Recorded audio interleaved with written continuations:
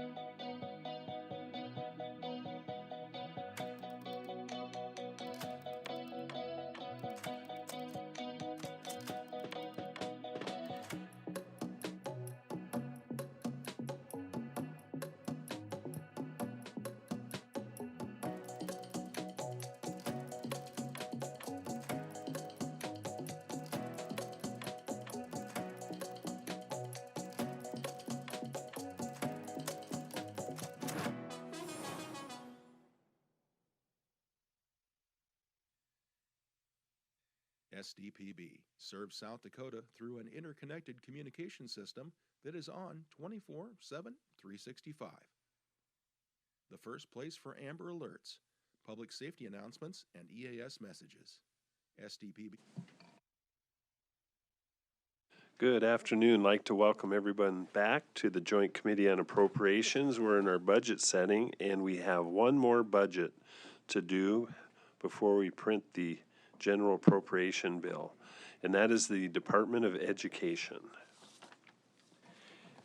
Mr. Chair, Bill McDonald, LRC.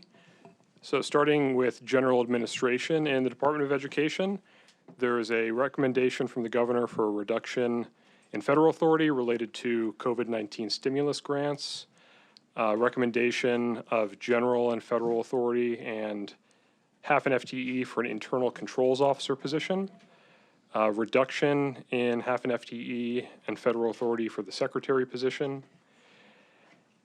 an increase of $100,000 in general funds and 1 FTE for a new technology product owner position to work with the department's teacher certification system, an alternative motion to A4 from Senator Howard, which increases other fund expenditure authority rather than general funds for that technology product owner position.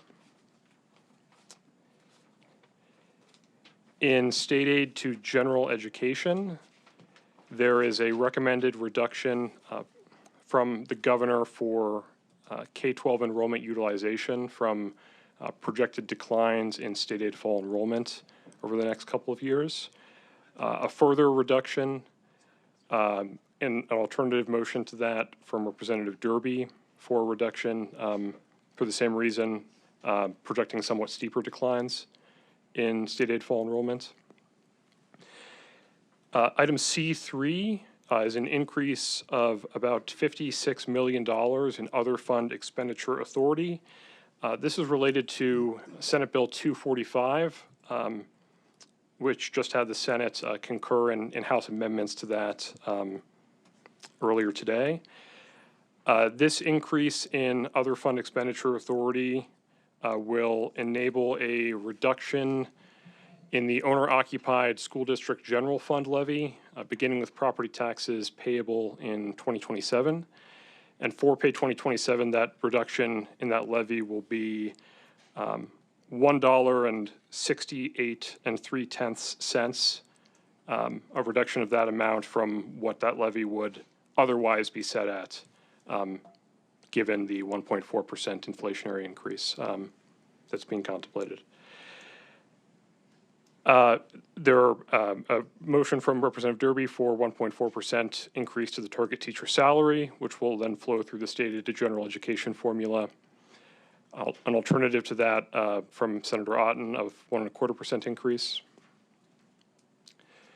In state aid to special education, there's an increase recommended by the governor for the biennial rebase of the disability level funding allocations, and given projections about where the child counts for each of those disability levels are going to be over the next couple of years. For Representative Derby, an inflationary increase of 1.4% for each of those disability level allocations. An alternative to that from Senator Otten of 1.25% inflation. For from Representative Mucky, an increase for the extraordinary cost fund, or I should say related to Senate Bill 106, which increases the amount set aside for the extraordinary cost fund by $1 million. That bill has passed both chambers. Given that increase gets run through the special education formula, it doesn't translate to a $1 million increase in the state share. The increase in the state share is this amount here. The governor recommends an increase for sparsity payments, given eligibility among school districts for those payments. And then these inflationary increases correspond to the amount that would be further increased for 1.4% or 1.25% inflation of the target teacher salary. In technology in schools, Senator Howard has a motion for a reduction for unutilized other fund expenditure authority.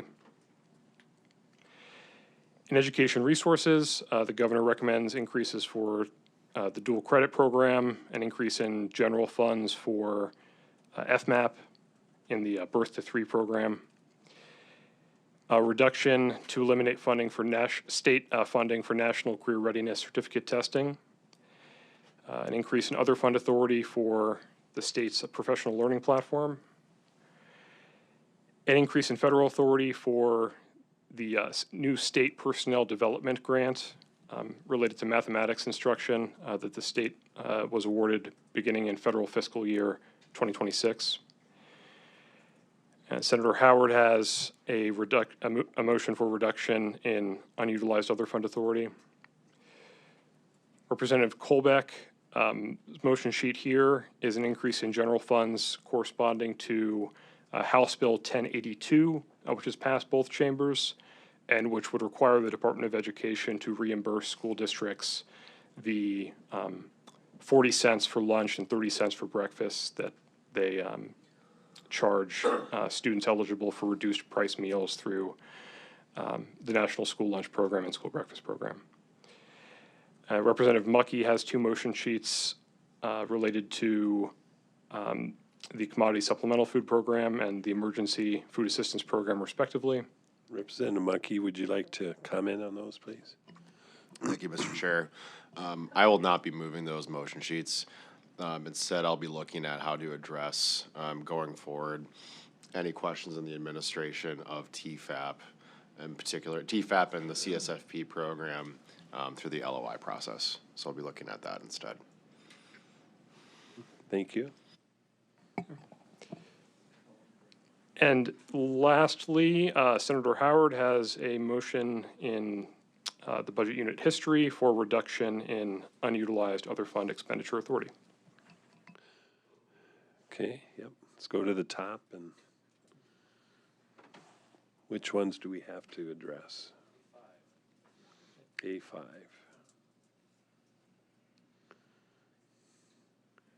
Okay, Senator Howard? Thank you, Mr. Chair. So would you like me to discuss it first? Okay, yeah. So I would recommend, so DOE has, and I passed out a copy of this sheet yesterday. It's a copy of their company 3138 out of the Blue Book, which has been steadily increasing in funds. Fiscal year 2022, they had a balance of 10.4 million. Last year, they had a balance of 12.5 million, roughly.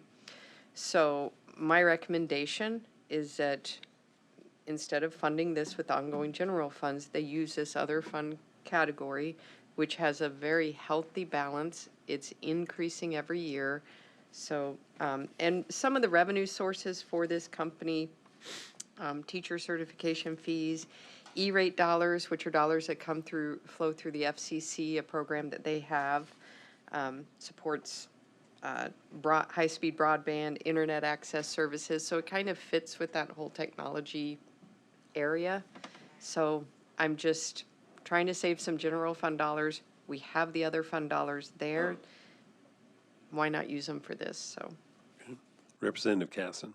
Yeah, thank you, Mr. Chair. The good senator's really done our homework on this, and I would fully support this motion sheet. Thank you. Okay. Any discussion, Mr. Stozer? Anyone from DOE want to comment? No? Okay. Any further discussion or questions? Entertain a motion. Make a motion. Motion by Senator Howard, second by Representative Casson. Discussion on the motion. Seeing none. Yep. Secretary, call the roll. Senators and Representatives, Ms. Skimmons. Aye. Auk. Aye. Casson. Moore. Bill Howard. Carly. Aye. Boyda. Jorgensen. Howard. Foster. Sharda. Aye. Lucky. Zickmund. Colbeck. Aye. Norstrup. Aye. Lapke. Aye. Otten. And Derby. Aye. 18 yeas. Motion to approve A5 hereby passes.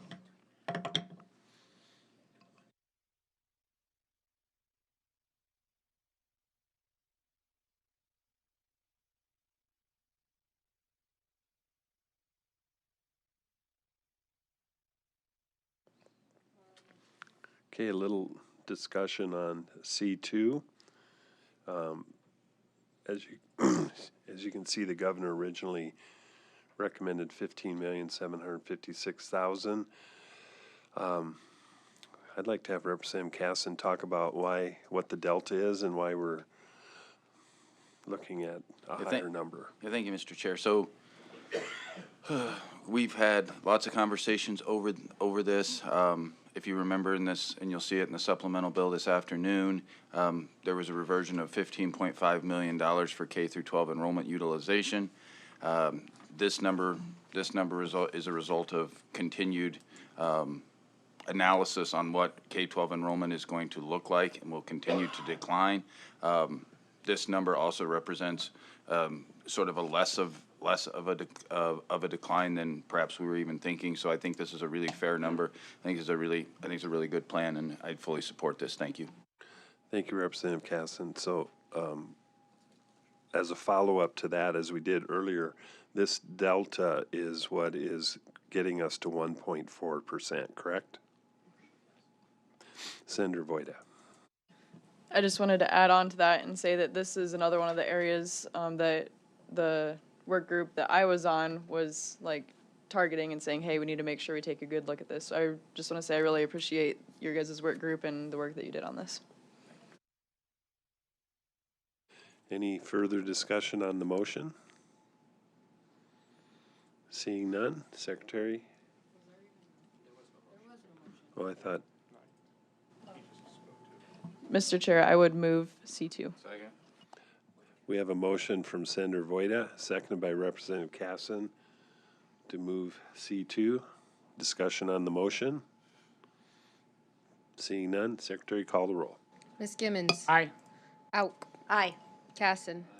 Moore. Billhauer. Carly. Boyda. Jorgensen. Howard. Foster. Sharda. Aye. Mucky. Zickmund. Colbeck. Aye. Norstrup. Aye. Lapke. Aye. Otten. Derby. Aye. 18 yeas. Motion to pass C2 hereby passes.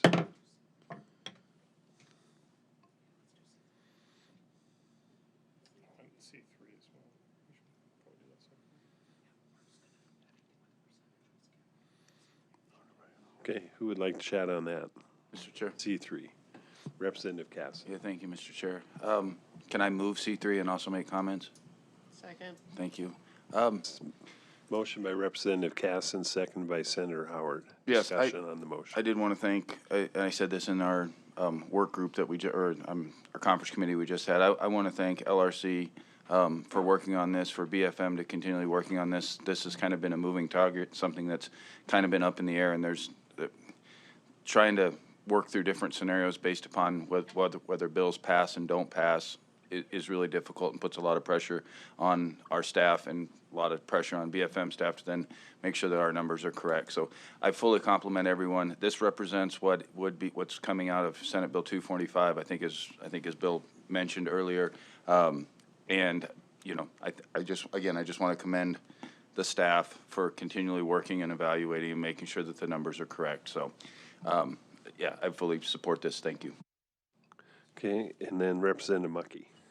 Thanks, Mr. Chair. More just a question or clarification of procedure. If these have already passed some bills, do we need to go through the motion process, or is that just a formality?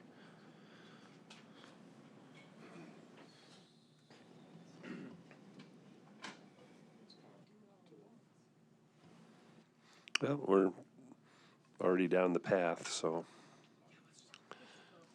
Okay. Okay, we have a motion and a second, correct? And then just discussion, that's 55 million. That represents the, from what, 12.2 down to 10 point, little over 10% reserves, correct? Yes, Mr. Chair. This is the priming the pump aspect of 245. Correct. Okay.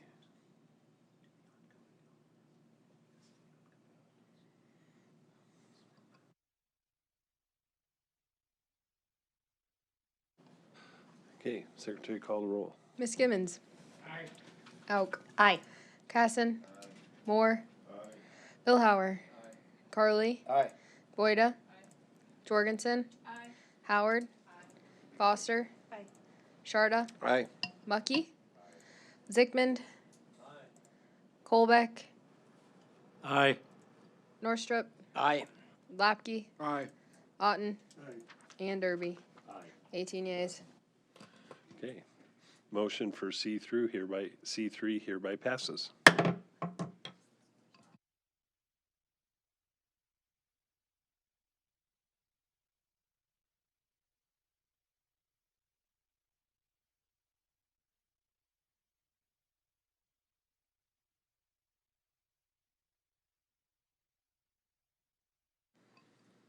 Okay, Representative Mucky. Thank you, Mr. Chair. I'll move D4. We have a motion by Representative Mucky, seconded by Representative Casson. Discussion on the motion. Thank you, Mr. Chair. Want to give a thank you on record. This was Senator Sauter's bill. I appreciate her efforts to bring this issue to our attention. Effectively, what Senate Bill 106, as you all heard throughout committee and also on the floor, this amount will help us reach the delta to get to the $5 million starting point on the extraordinary cost fund for special education, and this will be capped going forward. The fund will remain at a cap of $5.5 million. This helps us move that, and with Senate Bill 106 passing, I just want to thank Senator Sauter for her work on this. Thank you. We have a motion and a second. Any further discussion? I have. Yes, Representative Jorgensen. Thank you, Mr. Chair. I will be a no on this again. I've been consistent on this, and the reason is not because I don't think we need special education funds, but I think part of the problem is timing. A lot of times these kids will come in halfway through and then you can't even backfill. But the other reason I'm a no is I thought BFM did an excellent job of explaining how once you raise the level, you can never go back because there'll be fines. So I'm going to be a consistent no on this, but I do appreciate the sponsor and I understand what they were trying to do. Thank you. Thank you. Any further discussion? Yes, Senator Howard. Thank you, Mr. Chair. I'm just going to echo that and remind people that we could take care of this issue with one-time spending as needed versus putting this into ongoing, which as a former speaker just pointed out so well, that once you put this in there, there's no going back just because of federal requirements. Senator Vilhauer.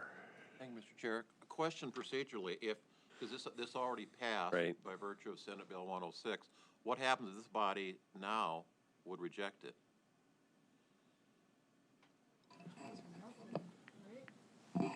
Yep, Mr. Chair, Bill McDonald, LRC. Senate Bill 106 has passed both chambers. If this funding were not appropriated, then the amount set aside for the extraordinary cost fund, that's, the increase in that amount that's provided for in Senate Bill 106 would still happen. That would need to be taken out of the overall budget for state aid to special education. But that's kind of how that would play out. Okay, thank you. Any further discussion? Yes. Clarification, Mr. Chair. So is there a reason that we have to vote on these things then? I'm just kind of curious now how this works with the ones that have already been gone through the process and been approved. I'm seeing a I'm seeing a no, I'm seeing a maybe. Yeah, Mr. Chair, so the bill that went through, Senate Bill 106, that provides for the policy. This is to provide the funding that goes along with that in the department's ongoing budget. Any further discussion and/or questions? Seeing none. Secretary, call the roll. Ms. Gimmons. Aye. Auk. Aye. Casson. Aye. Moore. Aye. Billhauer. Aye. Carly. No. Boyda. Jorgensen. Nay. Howard. Foster. Aye. Sharda. No. Mucky. Zickman. Colbeck. Aye. Norstrup. Aye. Lapke. No. Otten. And Derby. Aye. 13 yeas, 5 nays. Okay. Motion to pass D4 hereby passes. Yes, Representative Auk. Can I ask a question of the secretary while we're at workforce, before we go too far past workforce education fund, may I? Sure. And please, Yes. and I promise it won't take long. Mr. Secretary, can I just quickly ask you a question? Mr. Chair, Joe Gray, Secretary of Education. Thank you. Thank you so much for coming up. I just have a quick question. It was brought to my attention a couple of days ago that the National Career Readiness Certificate or plan that we had in our high schools has been removed. And I'm just curious, was that replaced with the requirement of taking the ACT? Because this, 54% of our students here in South Dakota do not go to a four-year college.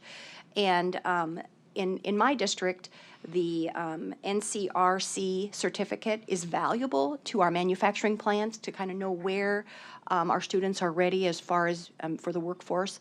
Is there a reason why the department removed that requirement in our high schools? Mr. Chair, yes, we deemed that particular assessment to be not reflective of whether or not students had actually engaged in CTE or other work preparation programs.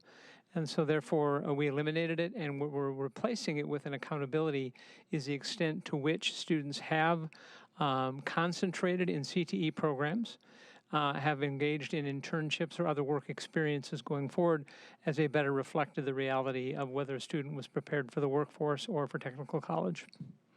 Follow-up. So are you recording that in their transcript? How are you tracking that to give to future employers? I mean, because they like this NCRC testing, and so how are we tracking that in the high schools in order to give to future employers or to allow these students to market themselves in the, this is about workforce development, and I view our tax dollars being spent to develop our high school students valuable. And if this test was something that was, or this series of 3 exams was something that was valuable to these employers, I'm just curious why we eliminated it. It was a cost of $45 a student, if I'm not mistaken, correct? And now we're requiring all of our students to take the ACT. I'm just curious. I'm asking these questions because I just don't know. Right, Mr. Chair. Well, you've conflated a few things there. First of all, the accountability for the NCRC that we were testing on that was preparedness for the workforce. And the ACT is being given to all students. That's part of student accountability. So the ACT test is being given, and that will be included in accountability. The NCRC was a part of a different aspect of accountability in terms of were we preparing students for the workforce. And that has been replaced with these other programs, whether or not they were concentrated in CTE, whether or not they were involved in other workplace experiences, including internships. And that has indeed been recorded, and that will be included in accountability in the future. Thank you. All right. Next.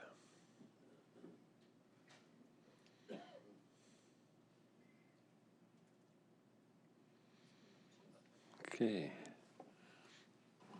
H7, Representative Colbeck.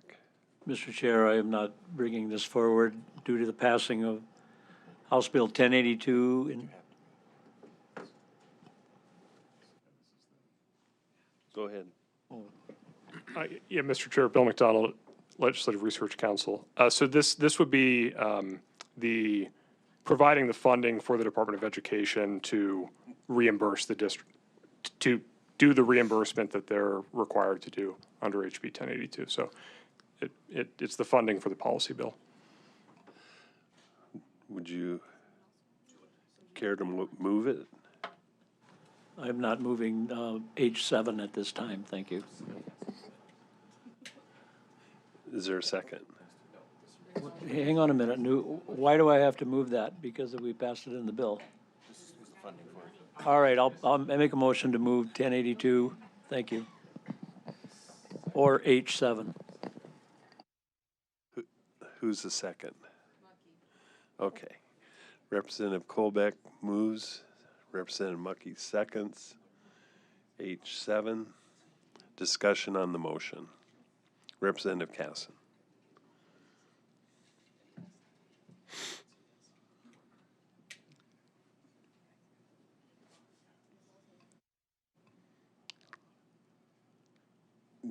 I thought Representative Casson had a question. Oh, I'm sorry, I saw your hand go up. Senator Voida.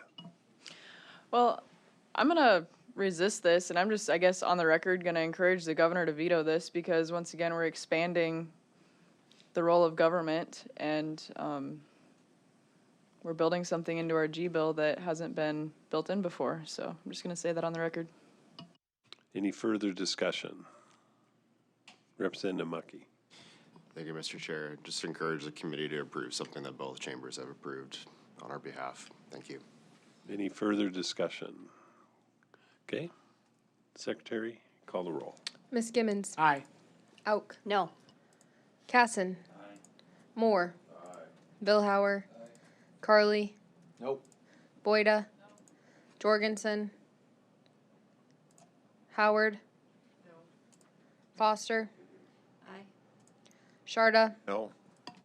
Mucky. Zickmund. Colbeck. Aye. Norstrup, No.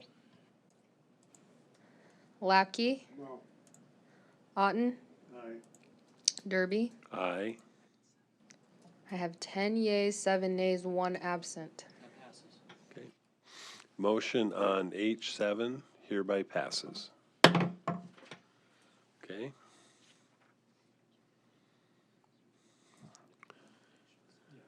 The recommendation, this is just the governor's budget, the inflationary increases. Give it to, doesn't Lapke usually do it?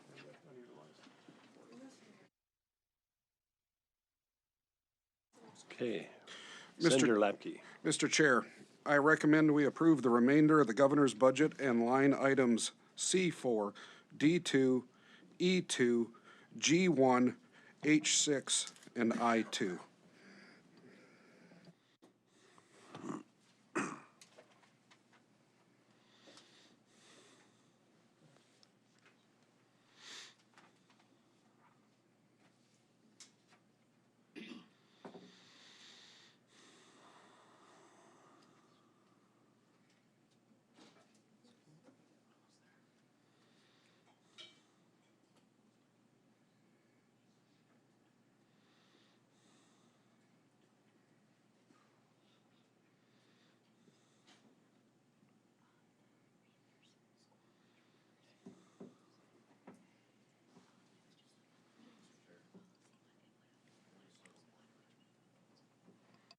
Representative Mucky.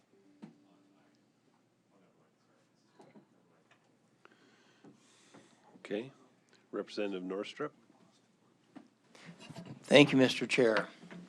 I would move to set the budgets for general administration, workforce education fund, state aid to general education, state aid to special education, sparsity payments, national board certified teachers and counselors, technologies in schools, education resources, history, library services at the level detailed in the Department of Education motion sheets, which includes $755,034,025 in general funds, $242,532,495 in federal funds expenditure authority, $62,613,044 in other fund expenditure authority, and 194.5 FTEs.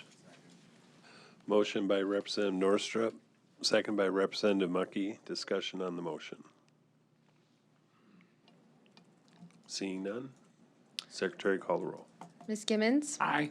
Auk, Aye. Casson. Moore. Vilhauer. Carly. Boyda. Jorgensen. Howard. Foster. Sharda. Aye. Mucky. Carly votes no. Carly votes no. Zickman. Colbeck. Aye. Norstrup. Aye. Lapke. Aye. Otten. Derby. Aye. 15 yeas, 3 nays. The motion to set the budget for the Department of Education hereby passes. Okay. Well, we have worked through the budget setting. I want to congratulate everybody in regards to that. The next step, they got to go build it. Got to go build the G-bill. So we're almost done. We got the budget setting done. I want to once again congratulate everybody and all the work groups and all your hard work to date. This is a big deal, and the state of South Dakota and appreciates what we've done. And thank you. We'll be at recess. SDPB brings you closer to your government. With gavel-to-gavel coverage of the South Dakota legislature and in-depth reporting from peer. Good, useful, and full of wonder. SDPB.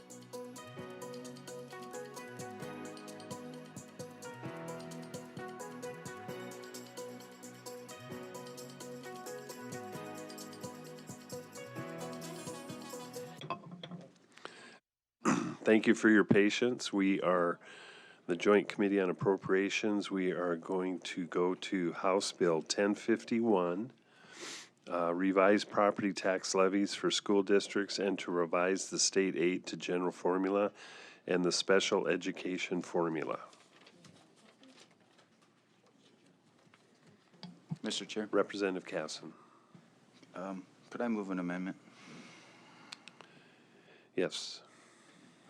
It'd be Amendment 1051C, as in Chris. Okay. Motion by Representative Casson, second by Senator Howard. Discussion on the motion. Kind of as I continually said now, this just continues to move the mill levies in accordance with where they should be, and then also it's also consistent with bills that have passed. Okay, discussion on the motion. Are there any questions? Any questions? Commissioner, any comments? Mr. Chairman, Jim Twilliger, the Bureau of Finance and Management. I'd encourage you to adopt the amendment. Of course, this is the bill that provides, with the amendment, the 1.4% inflationary increase for the target teacher salary, as well as sets the disability levels for special education, sets the mill levies for both of those formulas, and also incorporates the property tax relief that was passed through Senate Bill 245, which lowers the owner-occupied levy by $1.68 in accordance with that bill. And so, yeah, this is one of the big rocks, as you say, Mr. Chairman, and appreciate all the work on this and encourage you to pass the amendment and pass the bill. Okay, we have a motion for the amendment. All in favor say aye. Aye. Opposed? Motion carries. House Bill 1051 as amended.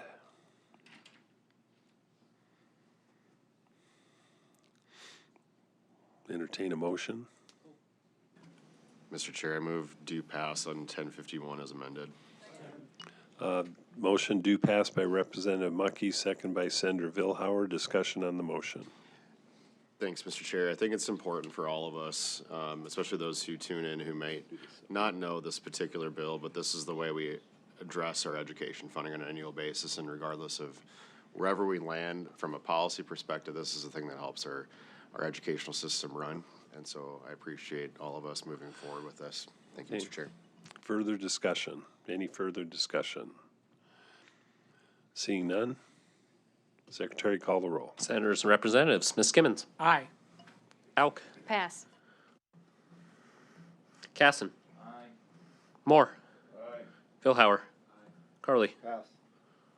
Foyda. Aye. Jorgensen. Aye. Howard. Aye.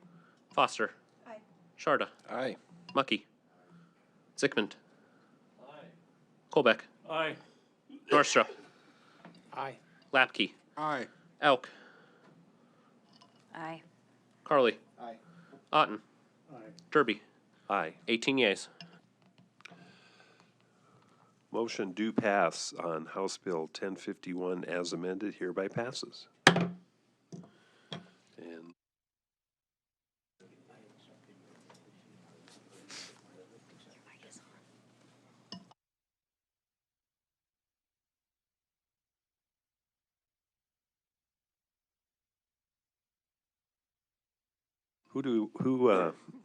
House Bill 1051 to carry it? Do you know who in the Senate?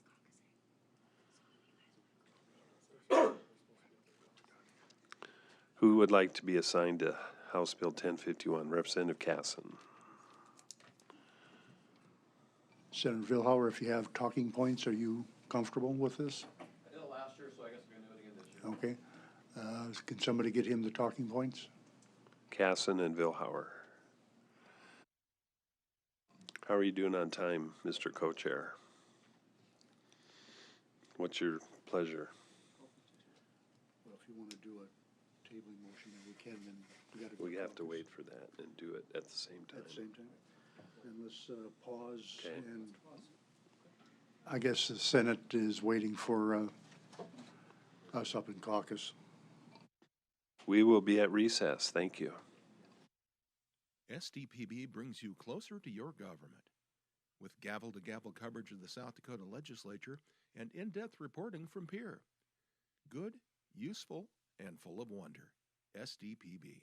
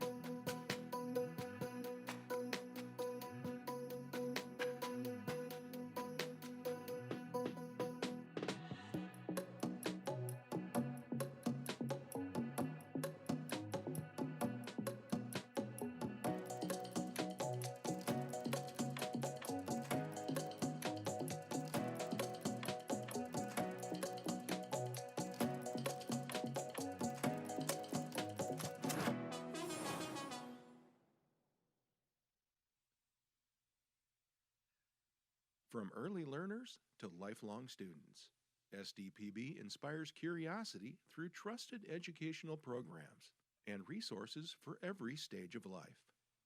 Good, useful, and full of wonder. SDPB.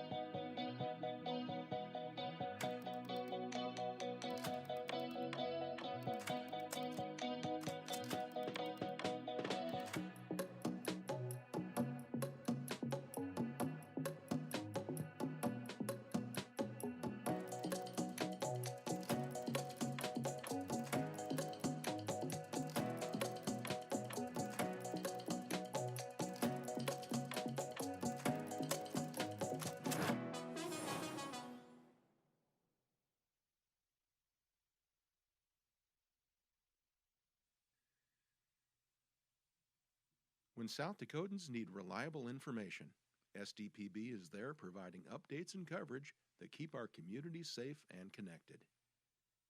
Good, useful, and full of wonder. SDPB.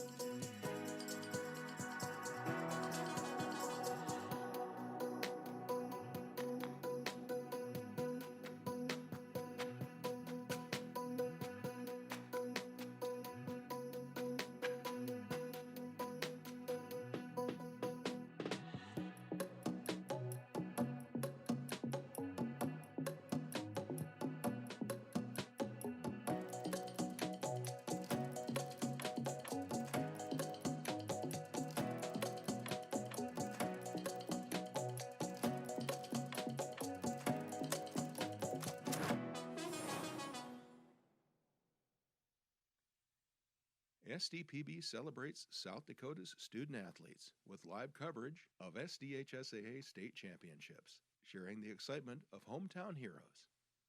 SDPB. Good, useful, and full of wonder.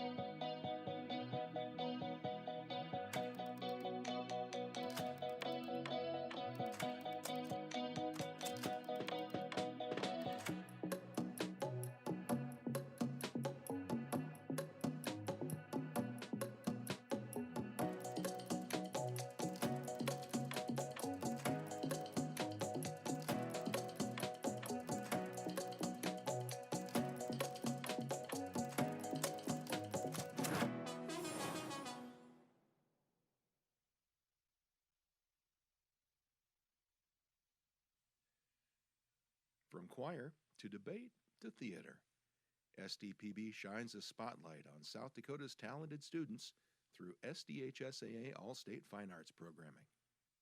Good, useful, and full of wonder. SDPB.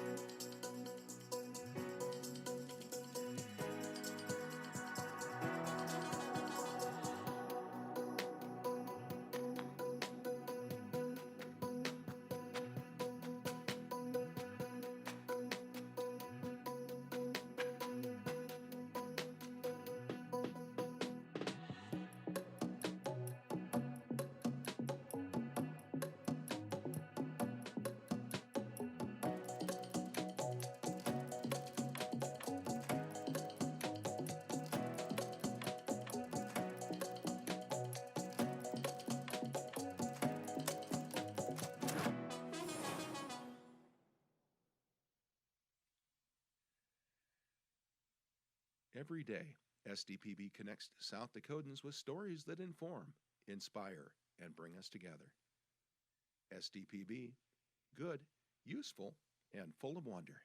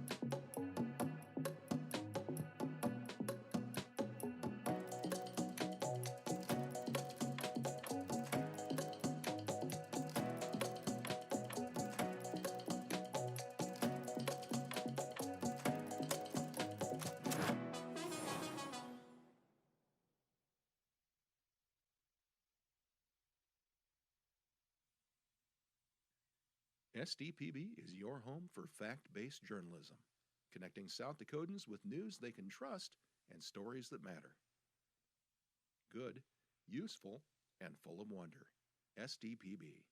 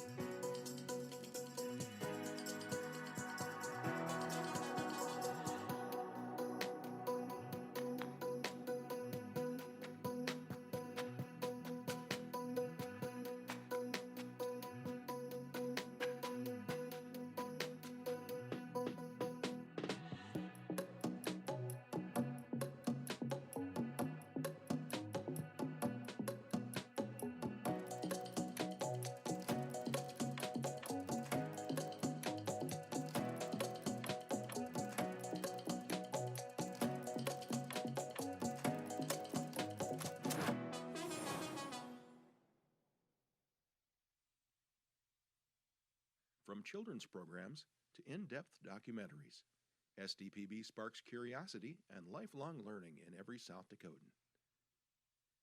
SDPB. Good, useful, and full of wonder.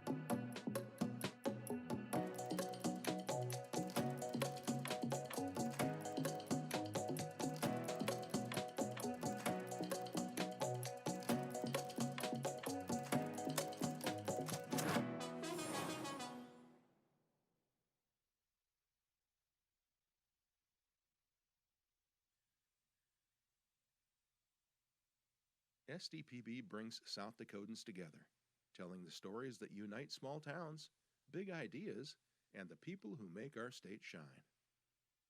Good, useful, and full of wonder. SDPB.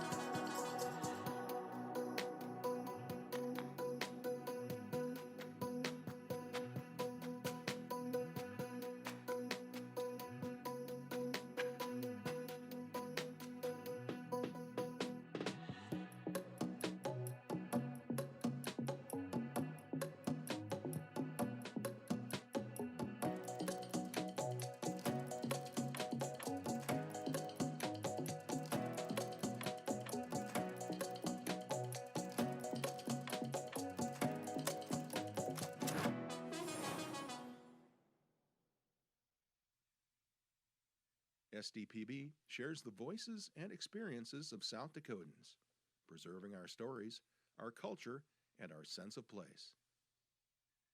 SDPB, good, useful, and full of wonder.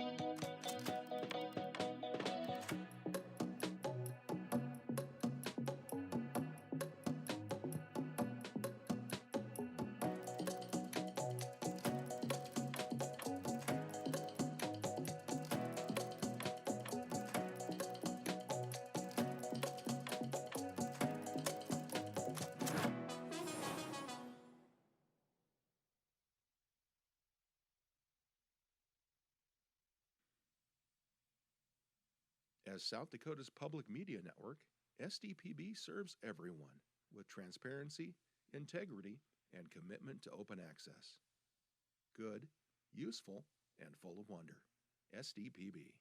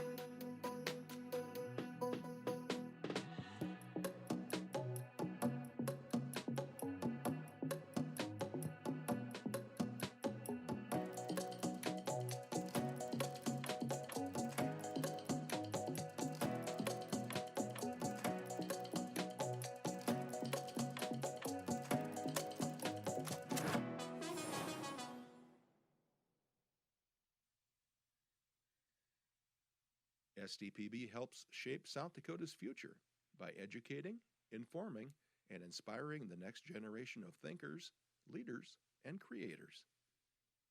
SDPB. Good, useful, and full of wonder.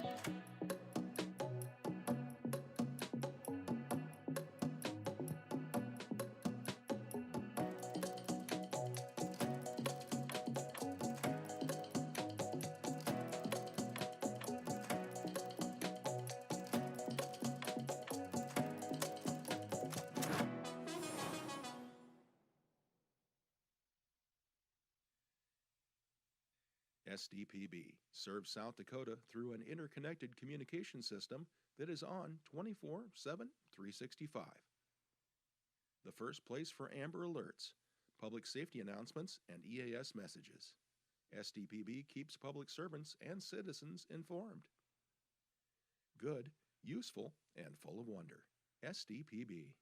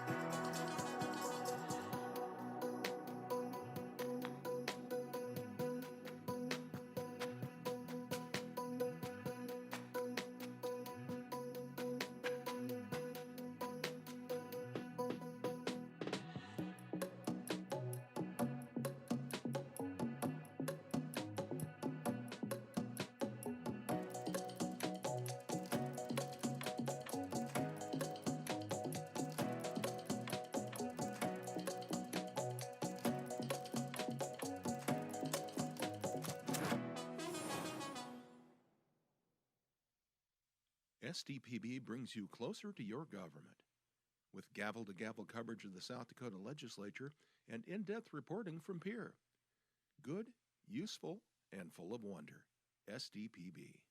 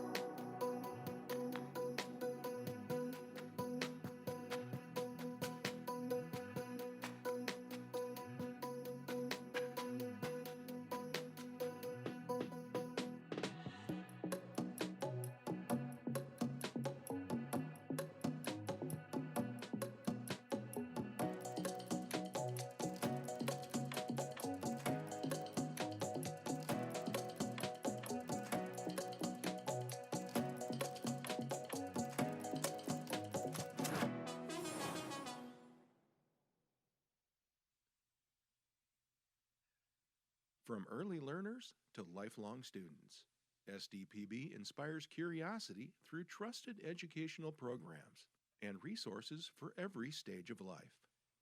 Good, useful, and full of wonder. SDPB.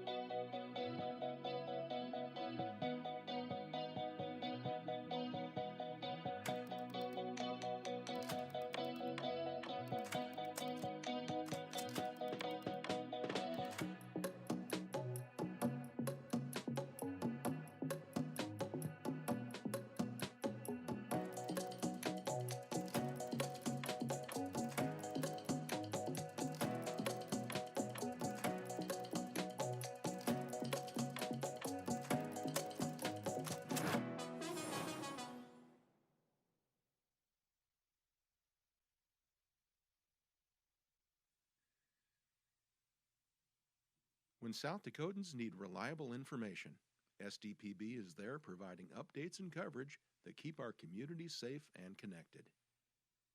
Good, useful, and full of wonder. SDPB.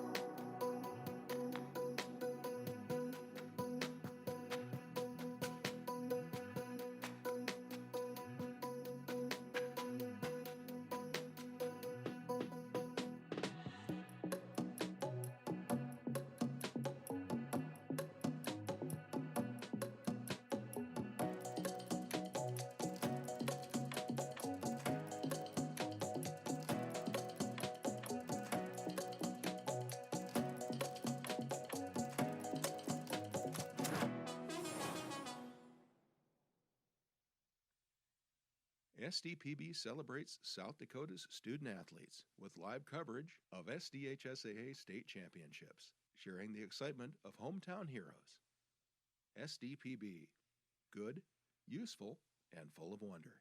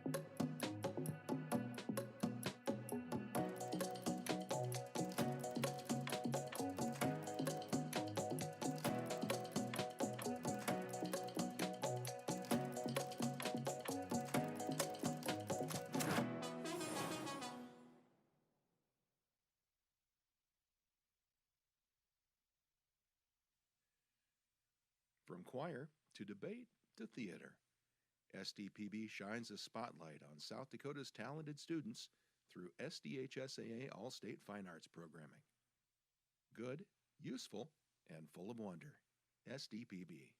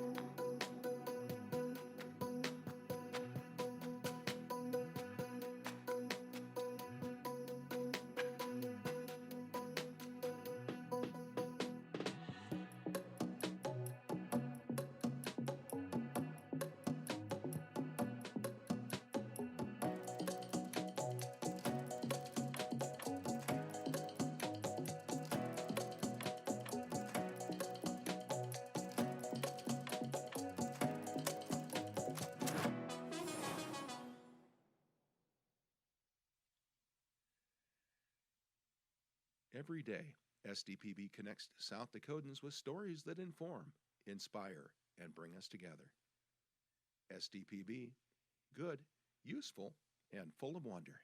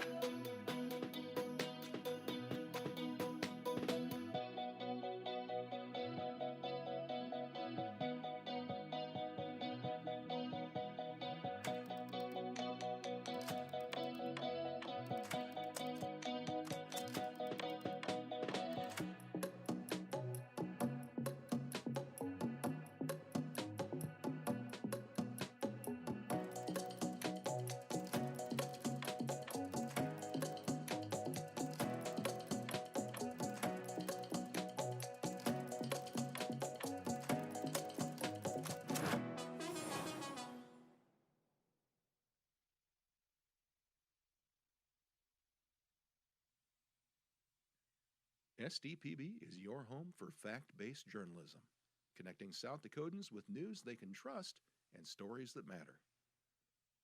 Good, useful, and full of wonder. SDPB.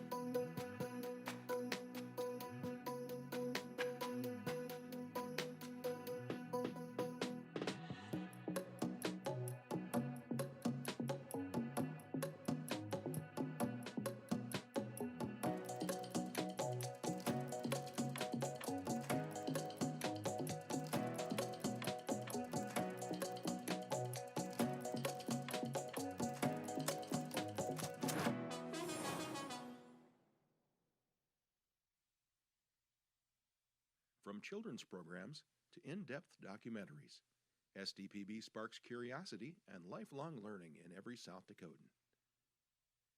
SDPB. Good, useful, and full of wonder.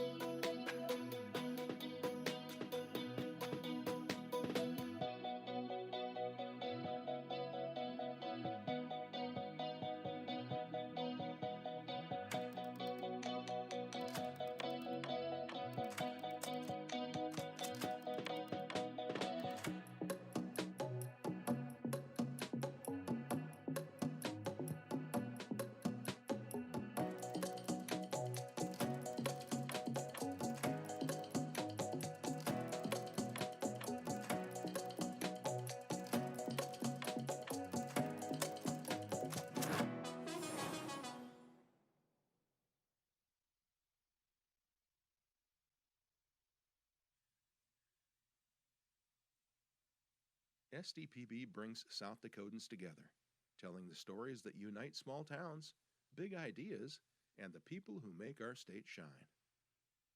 Good, useful, and full of wonder. SDPB.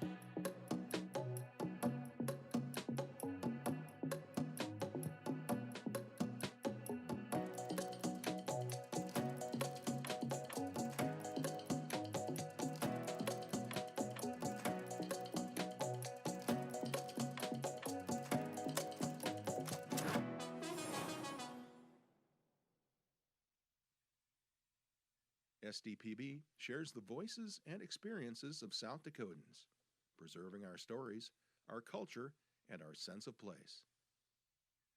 SDPB, good, useful, and full of wonder.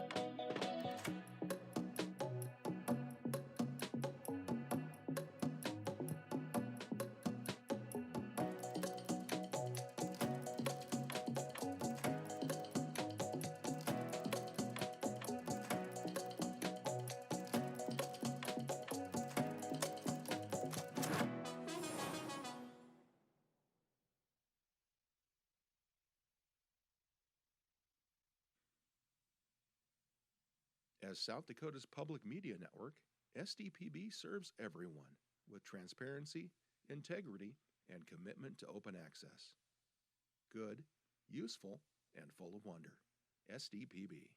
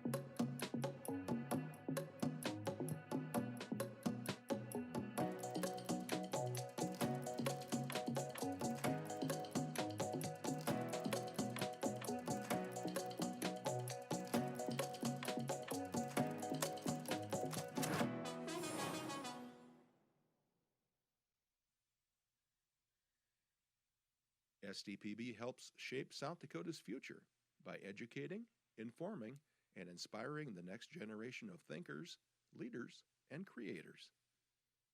SDPB. Good, useful, and full of wonder.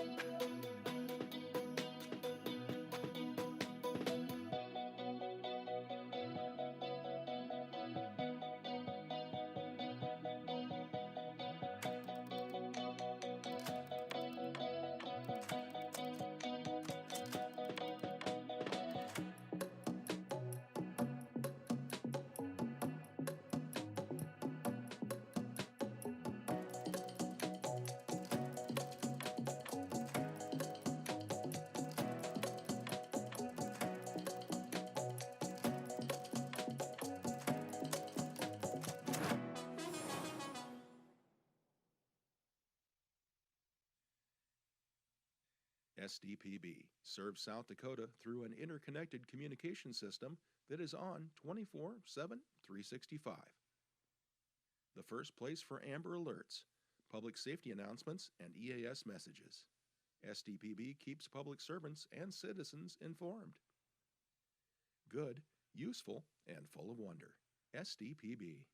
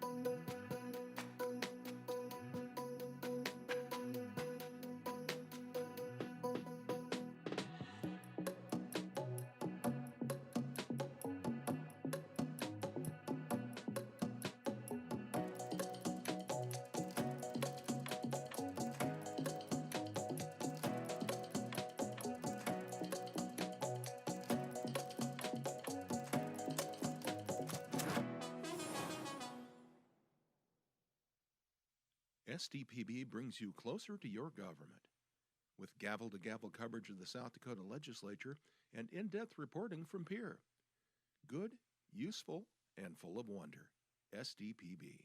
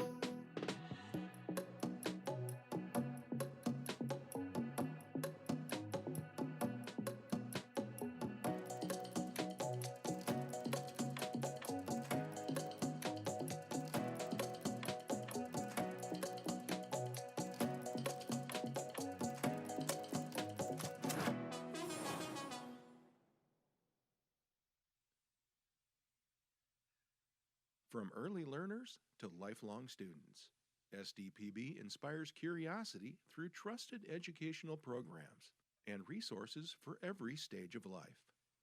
Good, useful, and full of wonder. SDPB.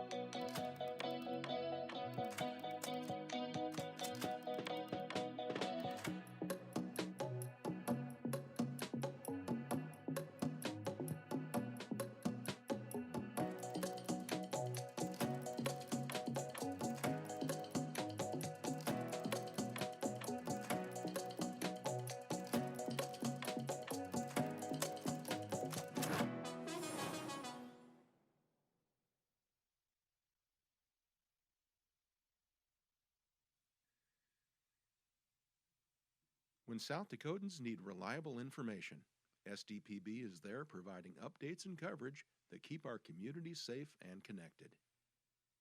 Good, useful, and full of wonder. SDPB.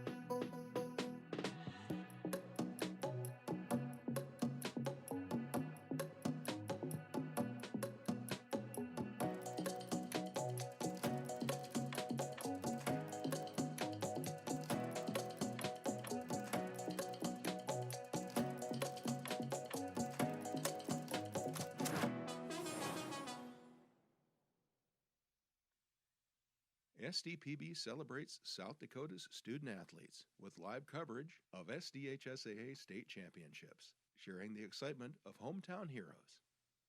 SDPB. Good, useful, and full of wonder.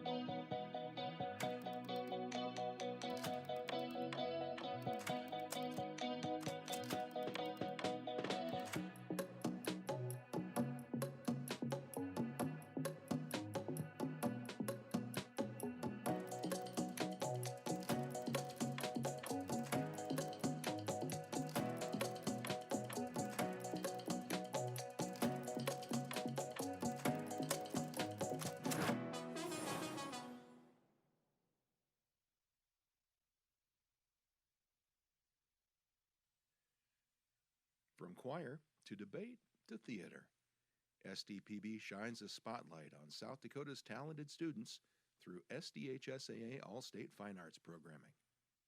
Good, useful, and full of wonder. SDPB.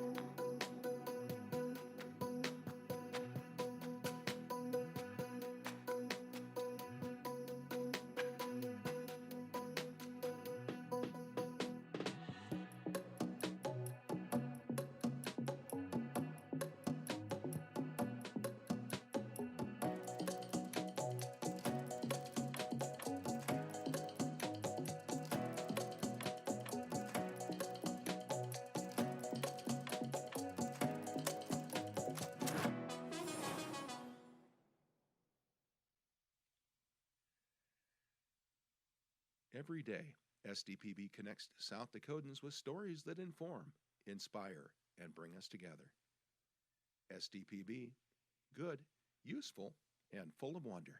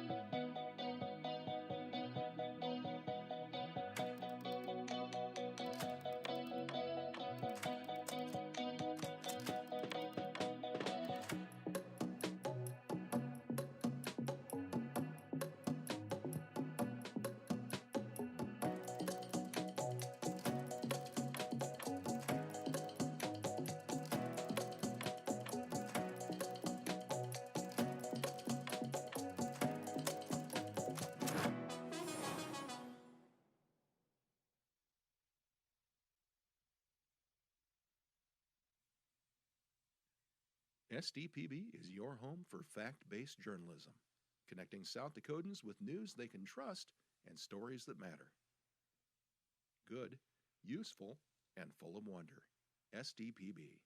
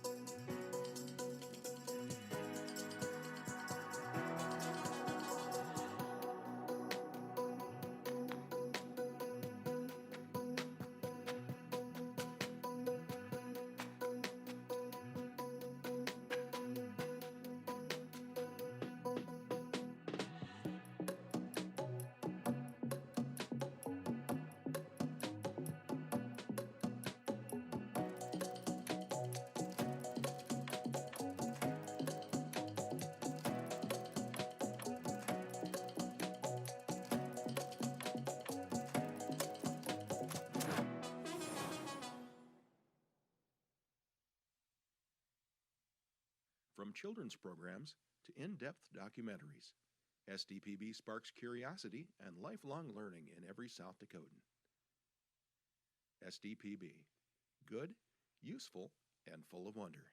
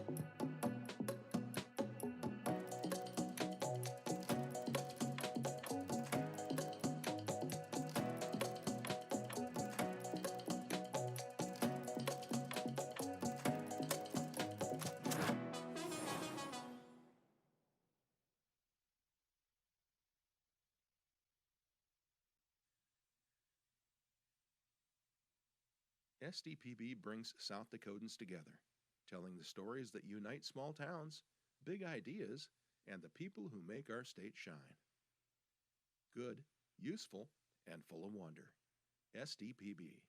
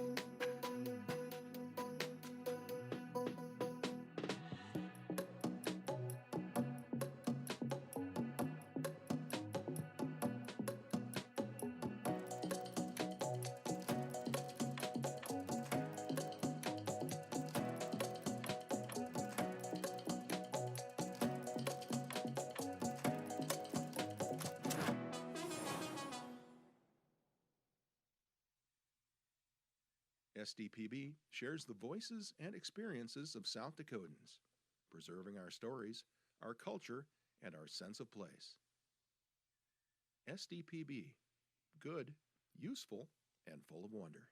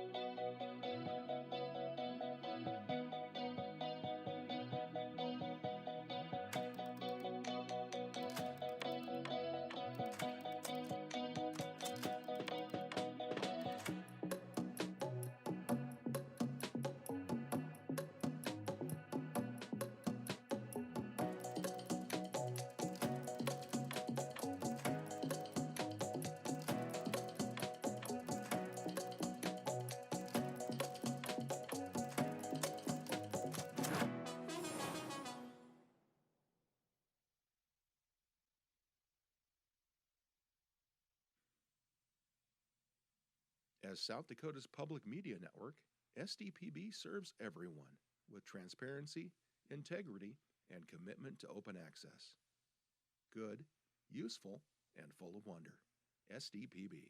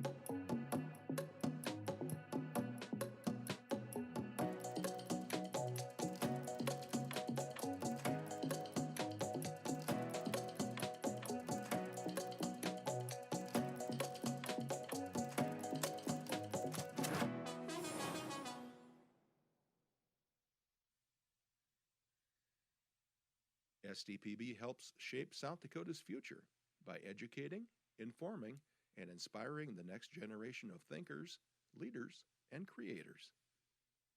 SDPB. Good, useful, and full of wonder.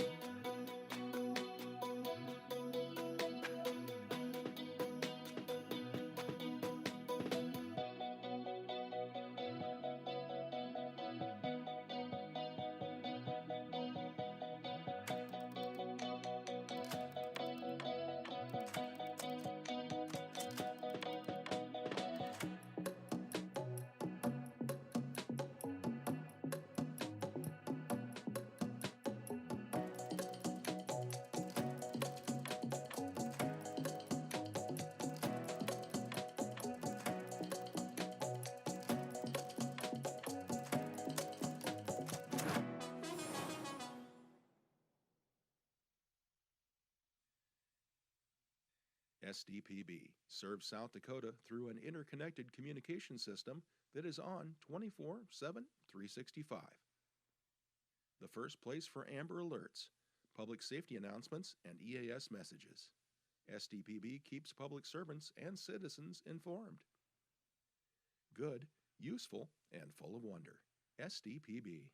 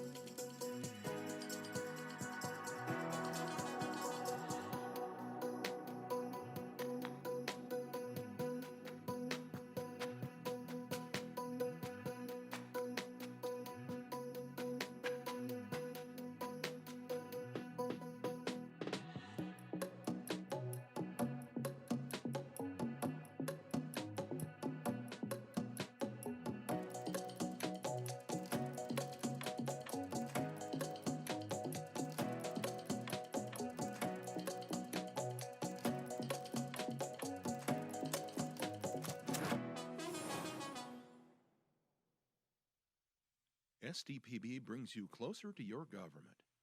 With gavel-to-gavel coverage of the South Dakota Legislature and in-depth reporting from peer. Good, useful, and full of wonder. SDPB.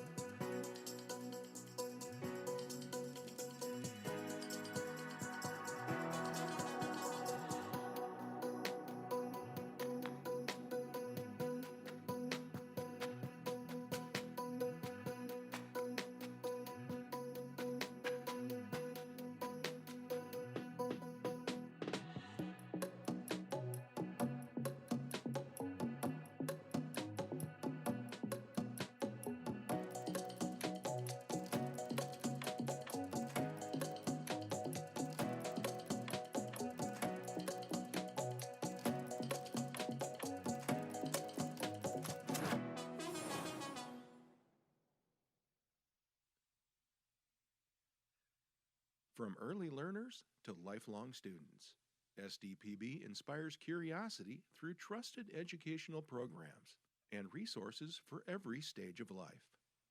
Good, useful, and full of wonder. SDPB.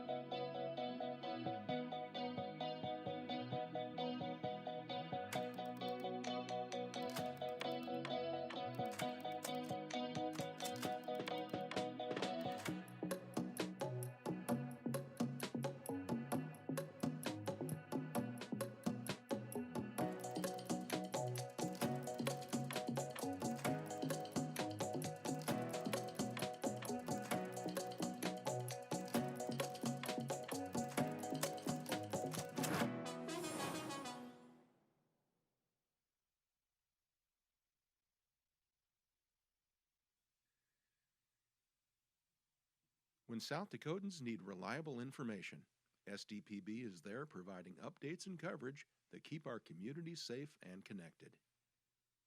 Good, useful, and full of wonder. SDPB.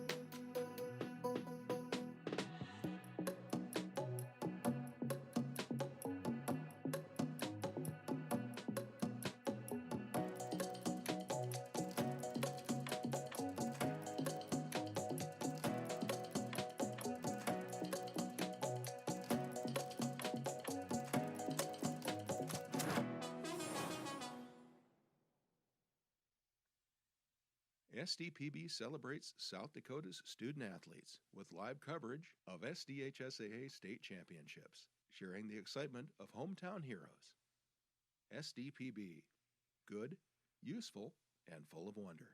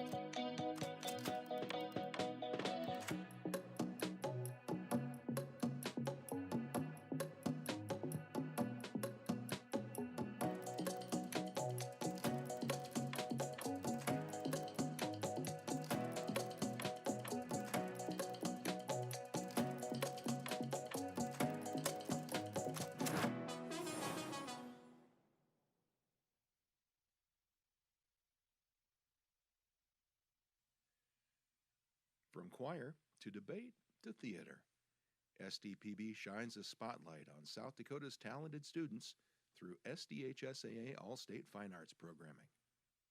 Good, useful, and full of wonder. SDPB.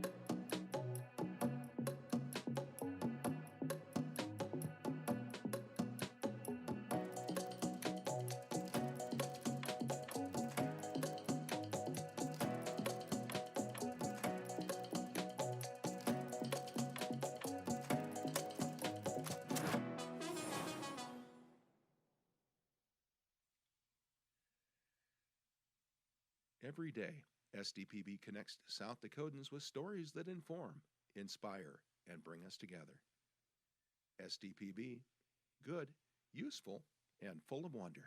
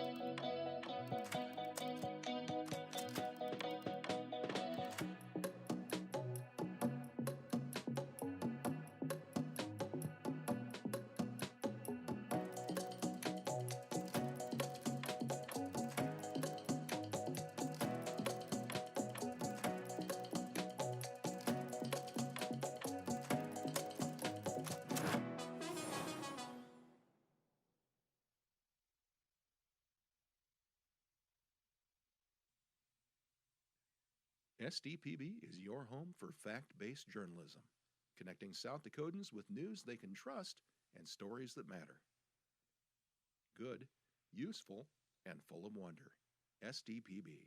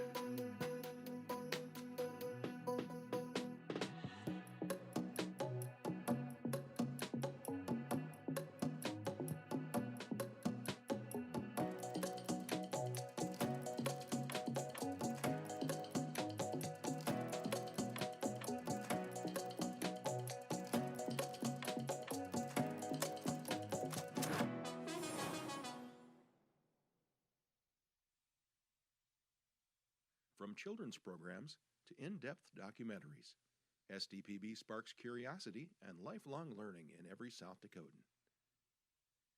SDPB. Good, useful, and full of wonder.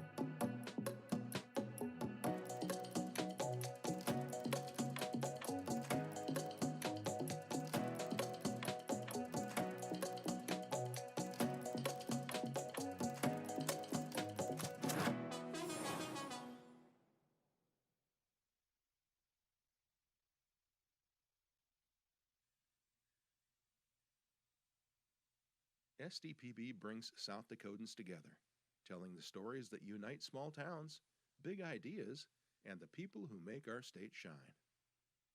Good, useful, and full of wonder. SDPB.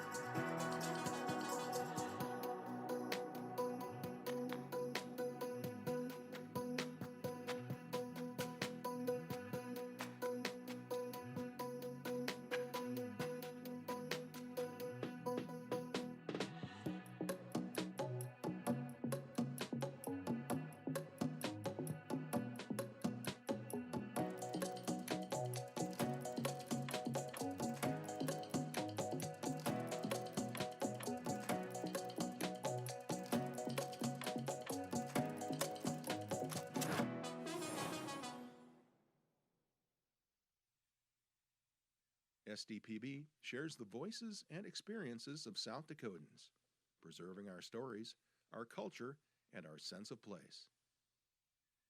SDPB, good, useful, and full of wonder.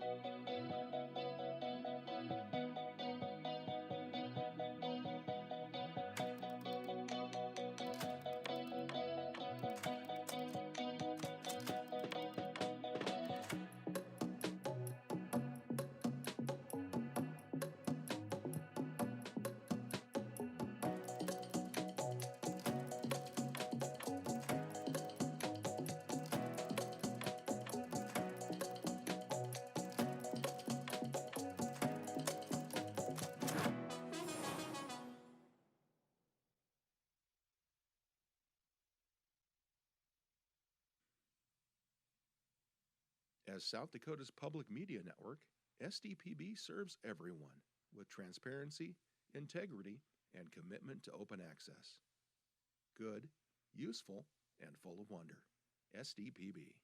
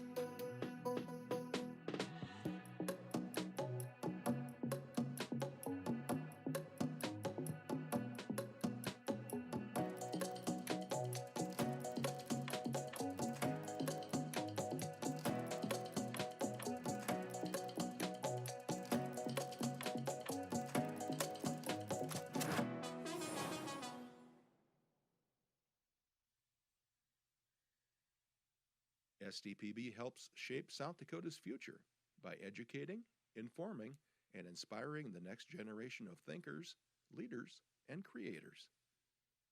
SDPB. Good, useful, and full of wonder.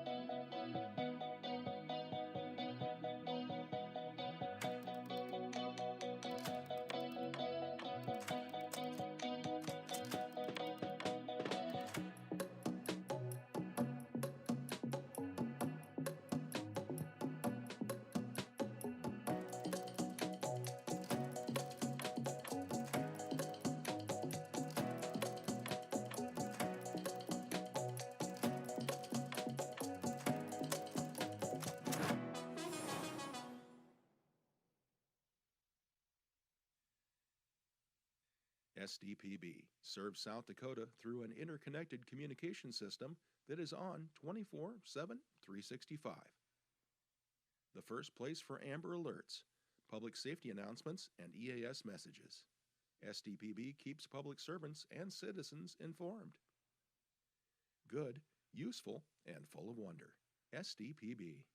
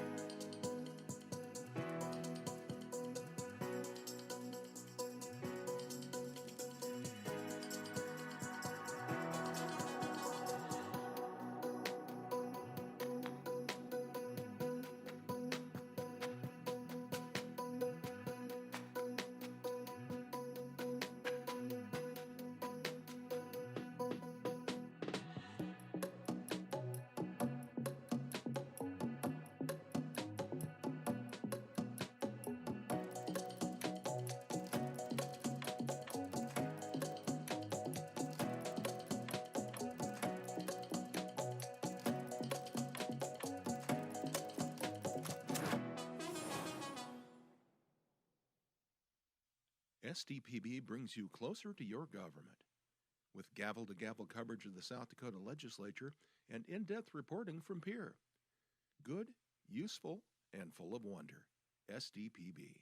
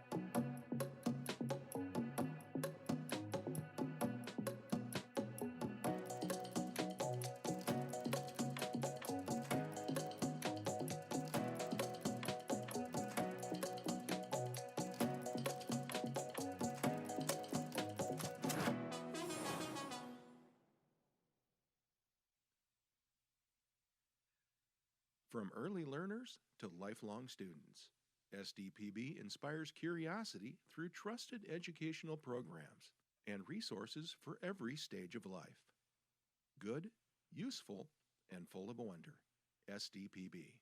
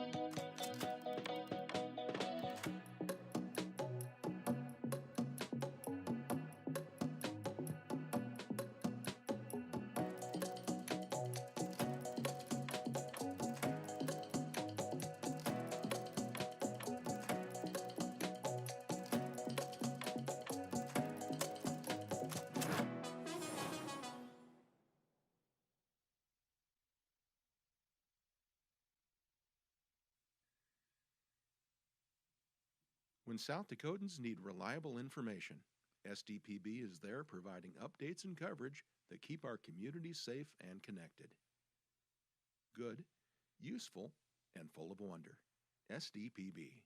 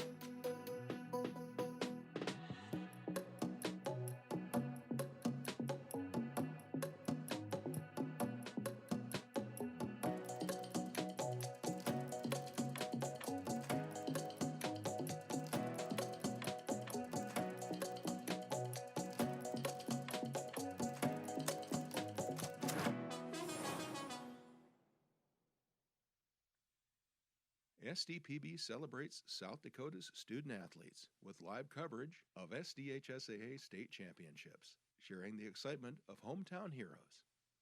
SDPB, good, useful, and full of wonder.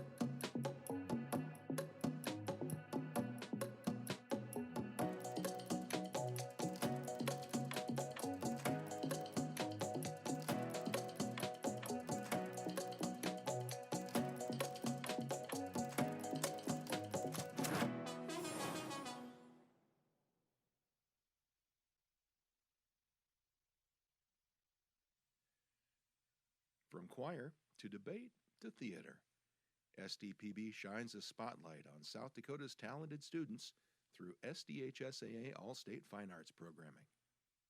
Good, useful, and full of wonder. SDPB.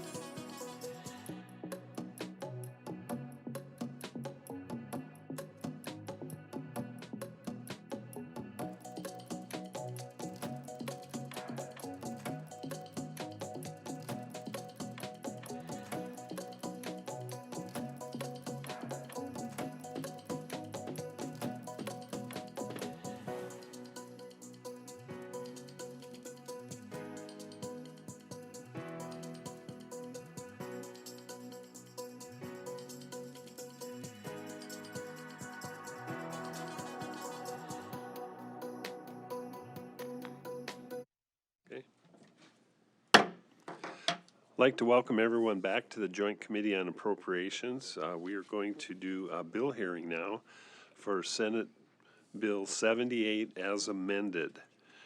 Revise the General Appropriations Act for fiscal year 2026. Mr. Chair, Yes. Representative Casson. I'm not seeing that we moved the amendment yet, so I think we should move 78A. Okay. We have a motion to amend Senate Bill 78, second by Senator Howard. Discussion on the motion. It just updated with the correct numbers, and it's been updated, so it's just. Okay, all in favor say aye. Aye. Opposed? Motion carries. Any proponents for Senate Bill 78 as amended?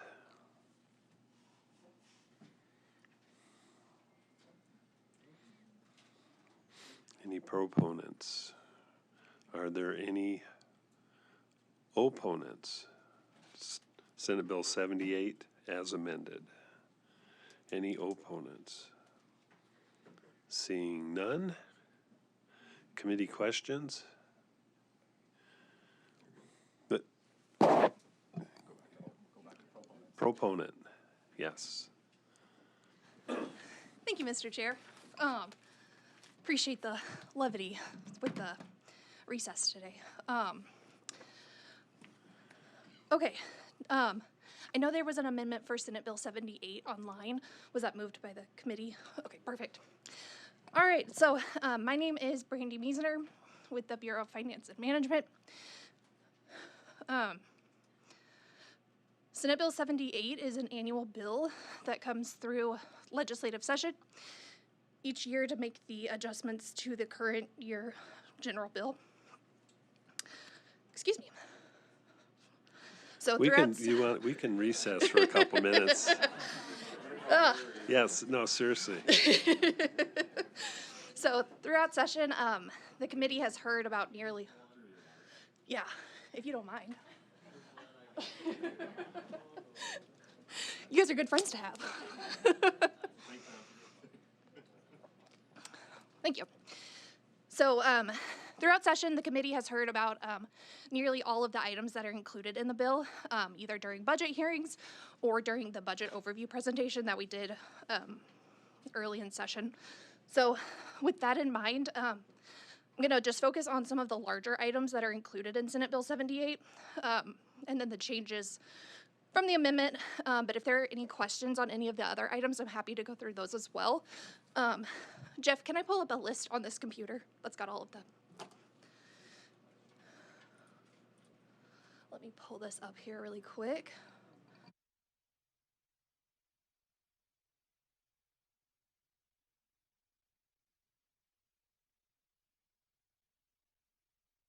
Okay, so if you go to our bfm.sd.gov website, right on the homepage, there's an amendment to the FY26 general bill detail that has all of the different items that are included in the amendment.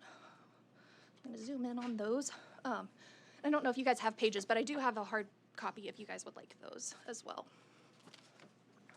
Thank you.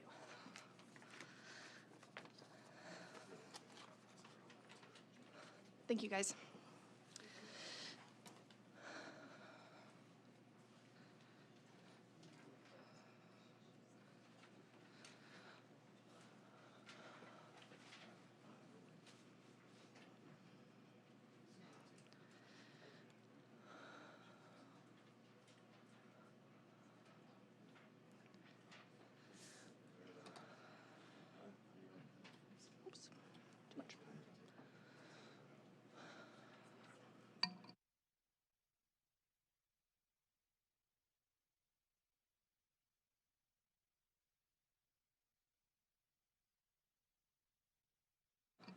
All right, we've just got a few left to hand out, but I'm just going to go through some of the bigger items that are on this list because you guys have heard about them probably a couple of times by now.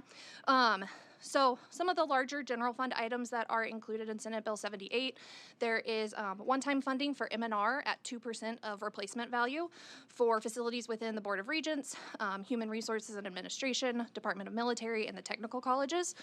So this funding is meant to help preserve state facilities and ensure that the facilities are maintained for the future. There is also an adjustment for right-sizing DHS utilization across their programs to ensure that the budget aligns with the demand. There is also one-time funding for the technical colleges to purchase their Priority 1 equipment at a 2-to-1 match, which is consistent with what we've done in the past. This helps ensure that the students receive the training that they need to meet workforce demands in the state.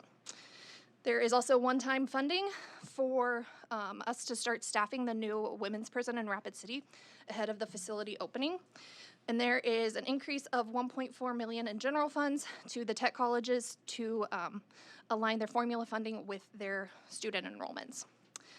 We also do make reductions in several areas, so they're about halfway down the page. These reductions align budget with utilization, so that includes the treatment courts, community corrections, and state aid to education enrollments. So for the items that have been added to Senate Bill 78 as we've gone through session, and as bills have passed, there is $2.75 million for BOR cybersecurity. There is $292,000 in Department of Revenue to start regulating nicotine products and to do some of the computer development that's necessary. There is $24,000 in Secretary of State to make updates to the voter registration system to remove PII of law enforcement officers and judges. There is a reduction of $62,000 in general funds for utilization of the Opportunity Scholarship within BOR. And then there's a reduction of $7 million in general funds for Medicaid utilization within DSS.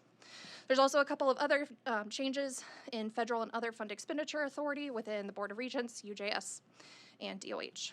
So Senate Bill 78 just really represents the kind of culmination of the work that the committee has done throughout session for the day-to-day operations of government to ensure that we operate efficiently and meet the demands of our citizens. So with that, Mr. Chair, I would ask for your favorable consideration of Senate Bill 78. Thank you. Thank you. Any questions? Any questions from the committees? Senator Howard. Thank you, Mr. Chair. Thank you, Brandy. Would you just be able to talk about the 19 FTEs for Board of Regent and the 11 for DOT? Mr. Chair, Brandy Meisner, BFM. I might phone a friend for the BOR part. For DOT, that is for just to align their budget with the actual number of staff that they have. So whenever we did the 10% reductions several years ago, we cut some of their FTE. So they've worked really hard over the last several years to try and ensure that they are double staffing and basically have all of the staffing needs that that they need to be able to build the highways, build the bridges, and everything like that. Okay, follow up. But they're able to do this within their existing budget. Mr. Chair, yes, that's correct. Okay. They when they removed the FTE, they didn't remove the authority, is my understanding. Right. So there is a little bit of a transfer from OE to PS in this, but overall they don't need a budgetary increase other than the FTE.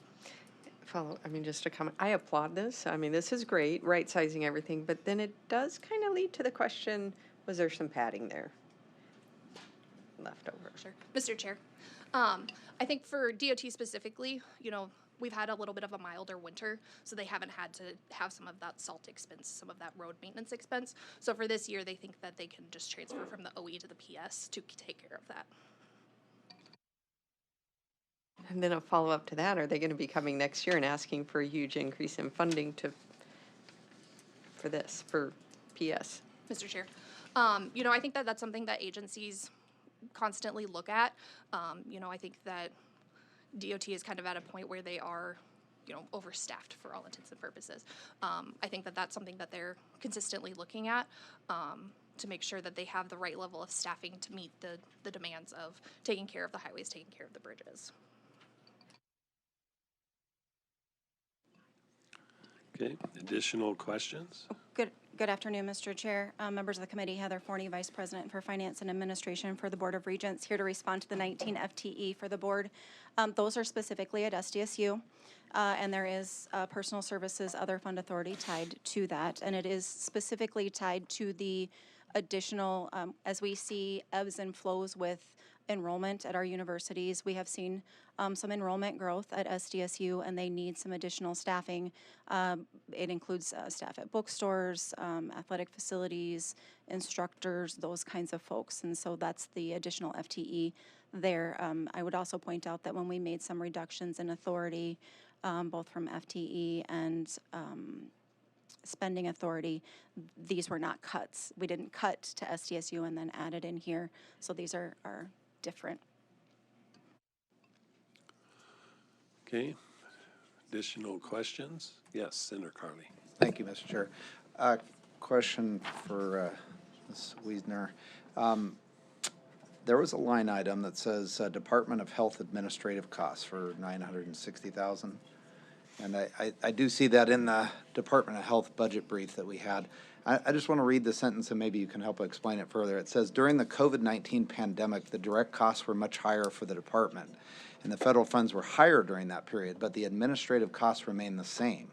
At the end of the pandemic, the direct costs went down, but the administrative costs remained the same. This has decreased the amount of funds coming from the federal government, but there are a portion of the administrative costs that have to be covered by general funds. So could you explain why, after COVID's over, after all that extra work is done, why we need to now bring this up and why the administrative costs are staying up there? Mr. Chair, Brady Meisner, BFM. So with the administrative costs, I've phoned a friend just in case. With the administrative costs that DOH has, it's a percentage, and it's based on the past 2 years of their direct grants. So whenever they're providing services out to the citizens, it's a percentage of that. And then that's what they use to cover their administrative costs, like the finance office and the legal. So whenever COVID was happening, all of their direct grants went way up here, but their administrative costs kind of stay down here. So when you're looking at that percentage, it's much smaller. So now that COVID's over, they've gone from this high up here, and now they're kind of like ratcheting down. So whenever you still have that same percentage that you're able to charge basically their expenses to, but they have less direct grants because it's on a 2-year average. So this is really kind of a one-time thing that they kind of anticipate not happening in the future. Does that help? Yeah, I guess the question would be, I thank you for explaining the formula. I get that. That makes sense. But I guess the question would be, do we really need that? Because just because the formula says, hey, we can tap that, we should have significantly reduced administrative costs now that COVID's over and hopefully long in the background. So do we actually need that, or are we just taking it because we get the percentage? Mr. Chair, I'm Darcy McGuigan, Director of Finance for the Department of Health. These costs actually cover all of our secretariat, our finance office, our legal, and our policy people. So this is expenses that have not changed, but normally are covered mostly by these indirect costs that we earn on our grants.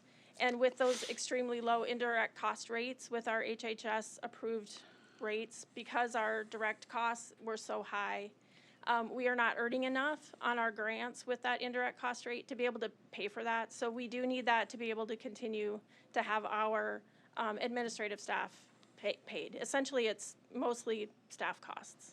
And if I could just add, we didn't add new finance people. We didn't add new lawyers or kind of admin staff during COVID. So it's really just kind of a consistent level of what do you actually need to operate the department. When COVID was happening and they had all of these, more grants that they were doing, they just absorbed that within their existing staff. So it wasn't new positions that they added that we're covering with this. Senator Howard. Thank you, Mr. Chair. But just to follow up on that, you were able to do this before COVID without these funds. Why are you now not able to do it without these funds? Mr. Chair, it's because, I was to say, did I turn it on? It's because our rate that we earn on our grants. So before COVID, our rate was a higher indirect cost rate, which I say higher, it's, like a high of like 9%, which is fairly low. And now with COVID, many of our rates are like 1%. So we're only earning 1% on the grants that we have of federal money to cover our expenses.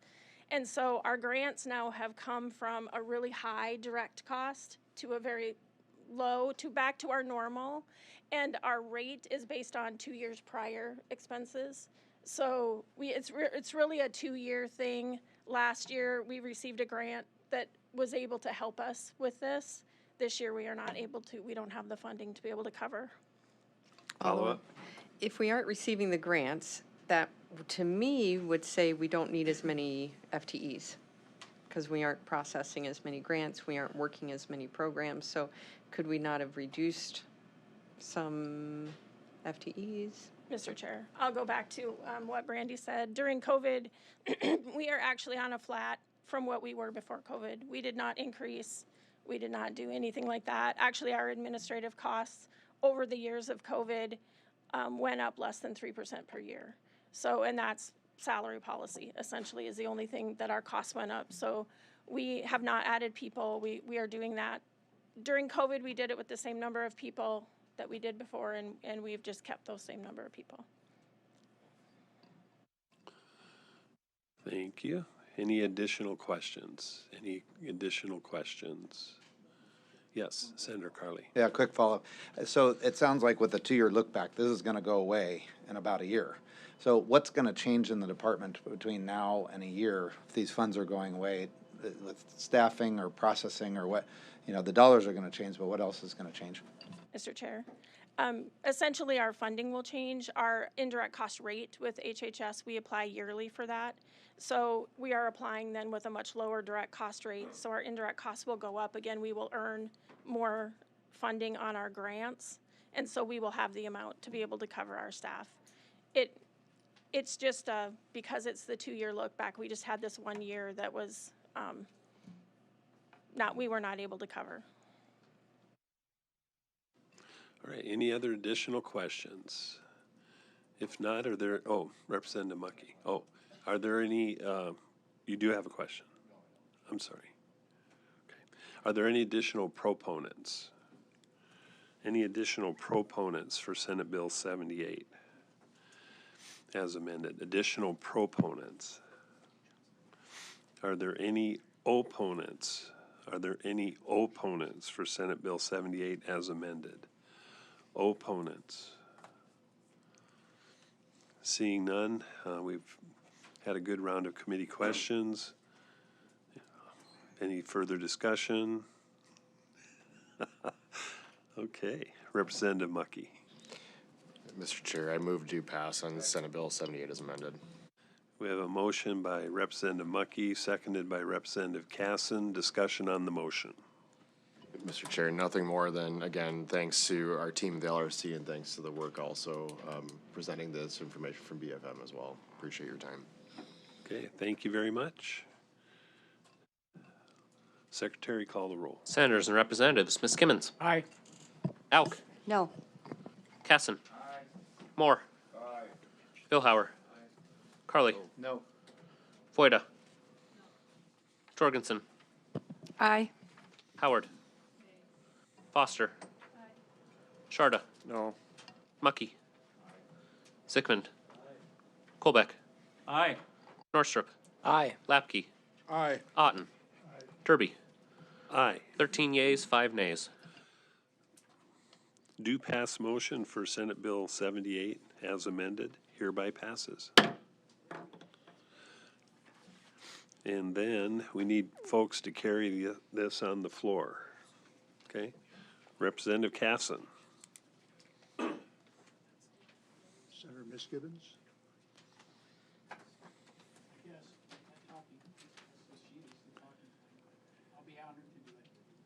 You need anything else then? We'll require talking points, Commissioner, for Ms. Gibbons and Casson.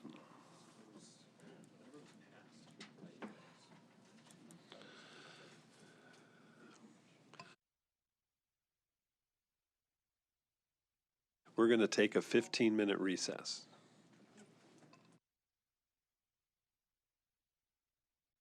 SDPB brings you closer to your government. With gavel-to-gavel coverage of the South Dakota legislature and in-depth reporting from peer. Good, useful, and full of wonder. SDPB.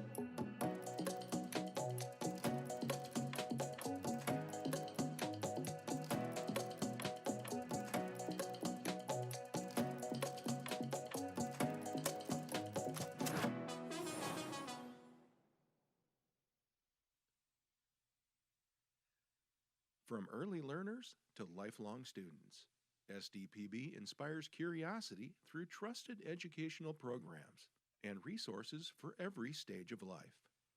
Good, useful, and full of wonder. SDPB.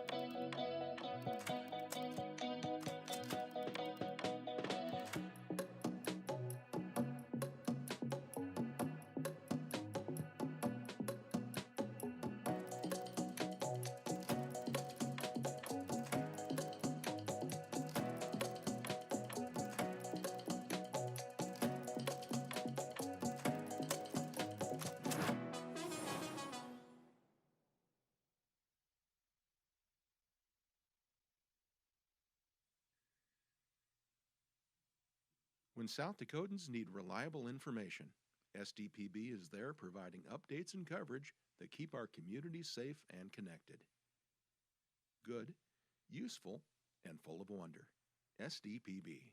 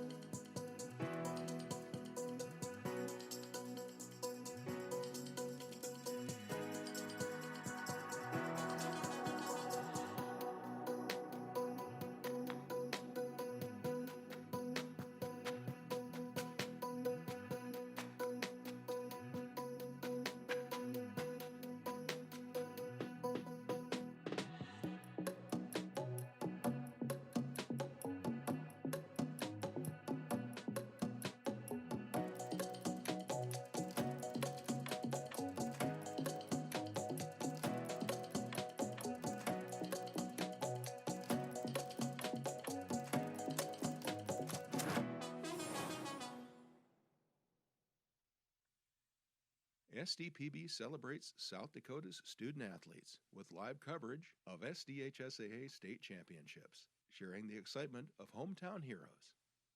SDPB. Good, useful, and full of wonder.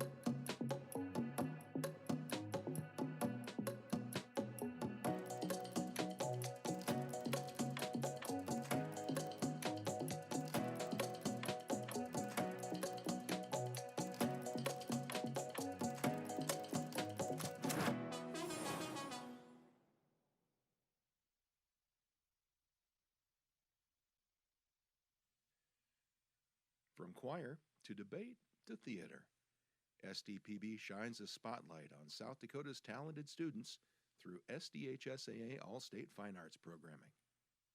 Good, useful, and full of wonder. SDPB.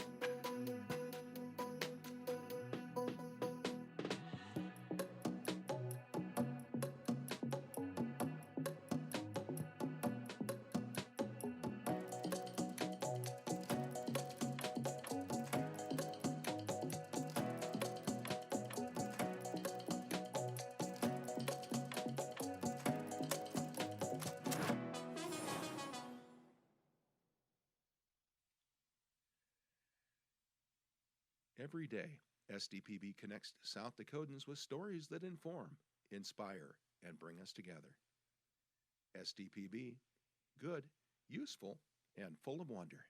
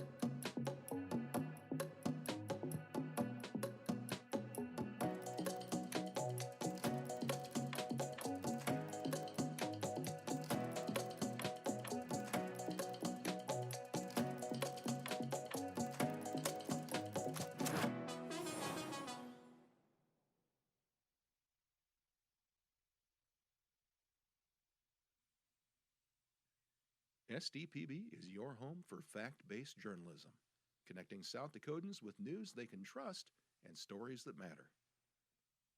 Good, useful, and full of wonder. SDPB.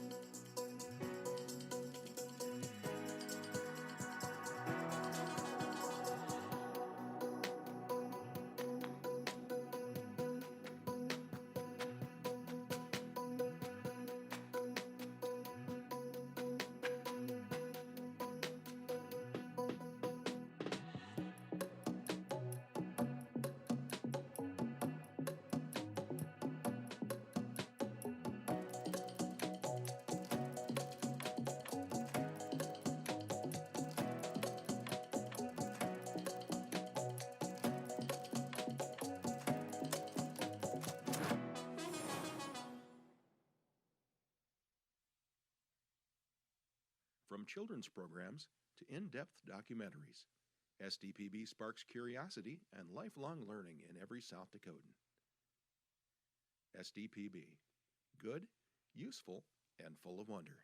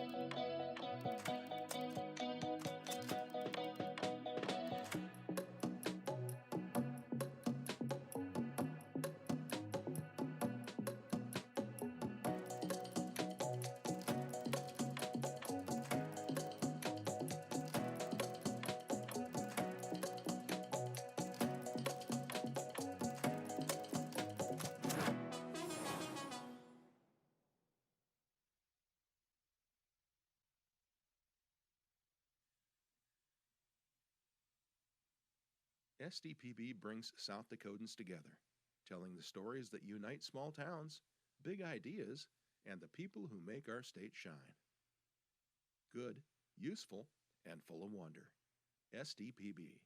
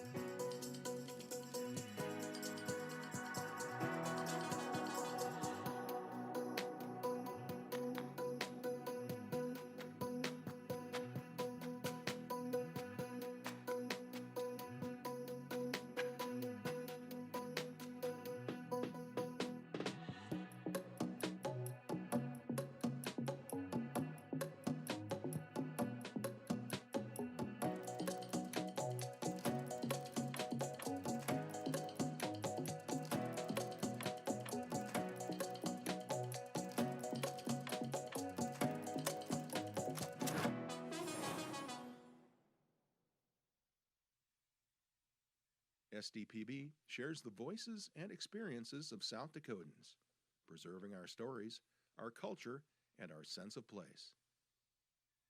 SDPB, good, useful, and full of wonder.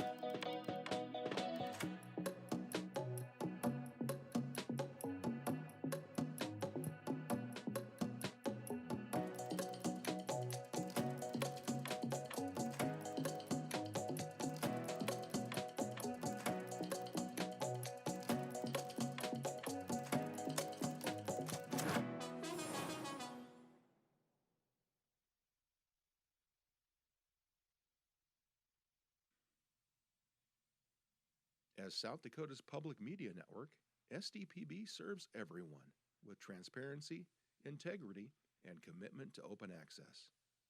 Good, useful, and full of wonder. SDPB.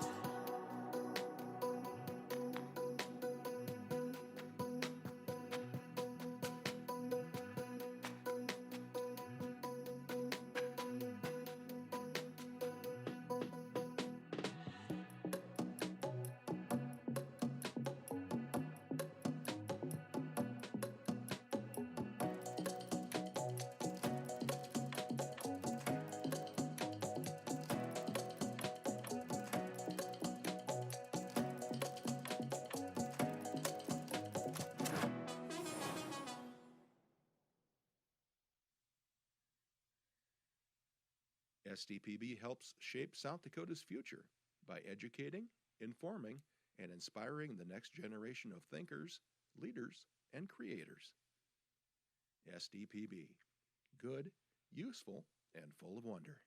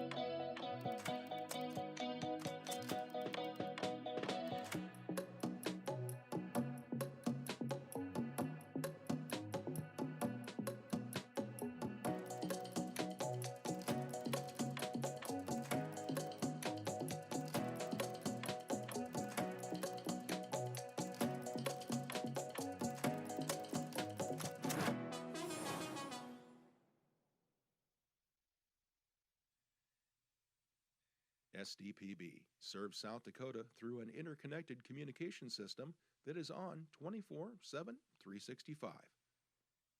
The first place for Amber Alerts, public safety announcements, and EAS messages. SDPB keeps public servants and citizens informed. Good, useful, and full of wonder. SDPB.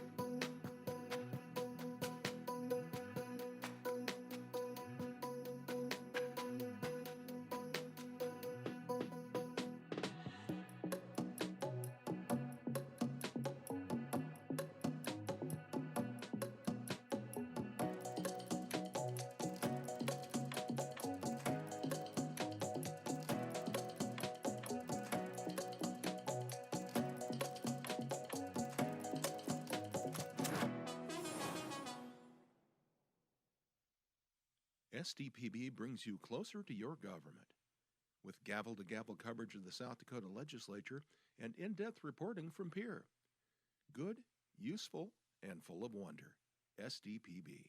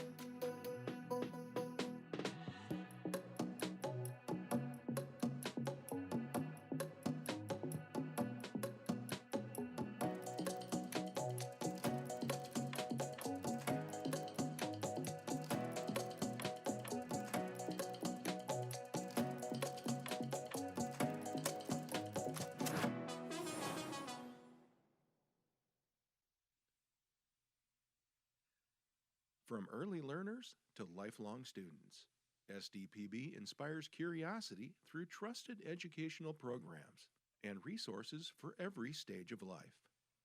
Good, useful, and full of wonder. SDPB.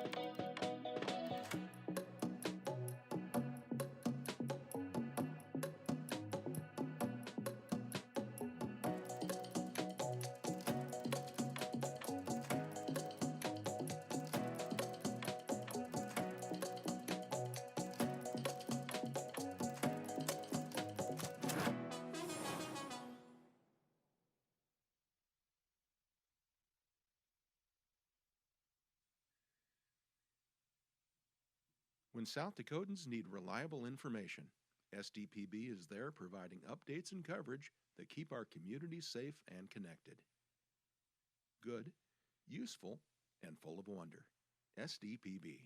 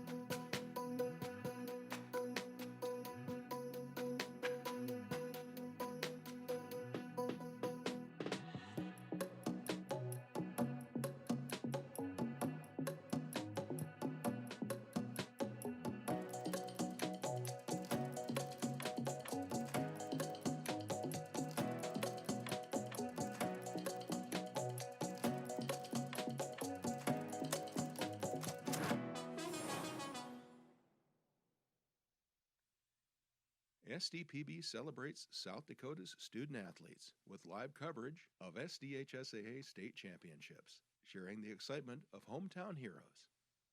SDPB, good, useful, and full of wonder.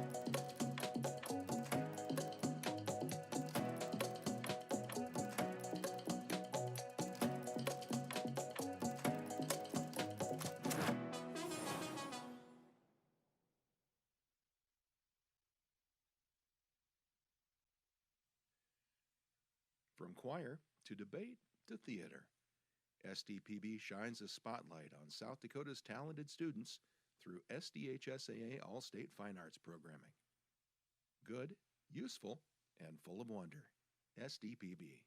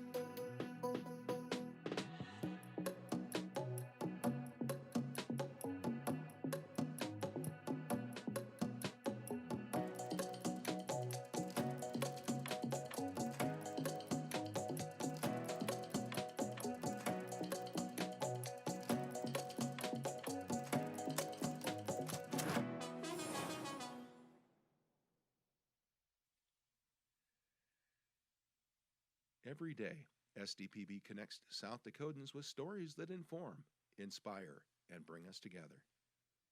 SDPB, good, useful, and full of wonder.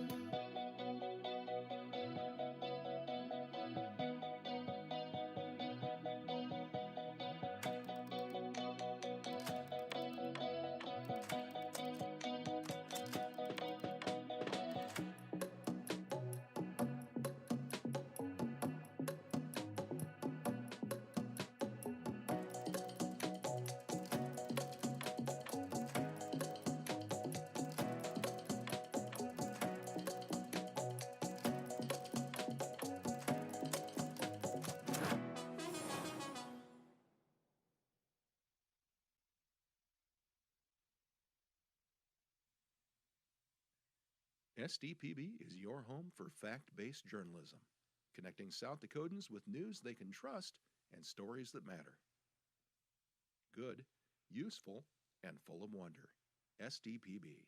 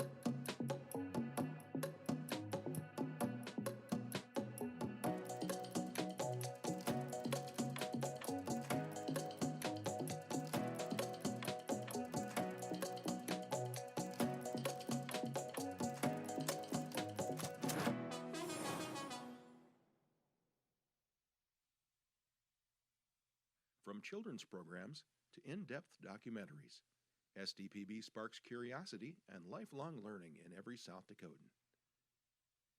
SDPB.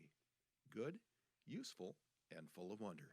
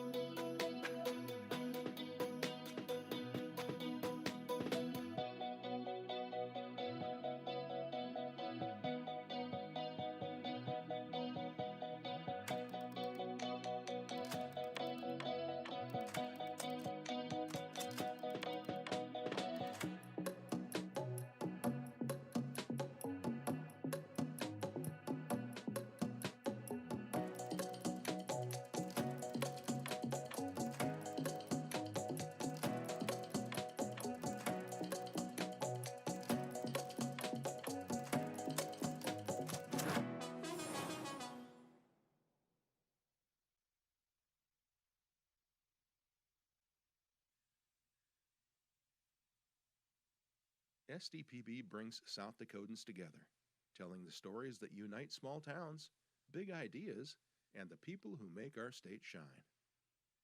Good, useful, and full of wonder. SDPB.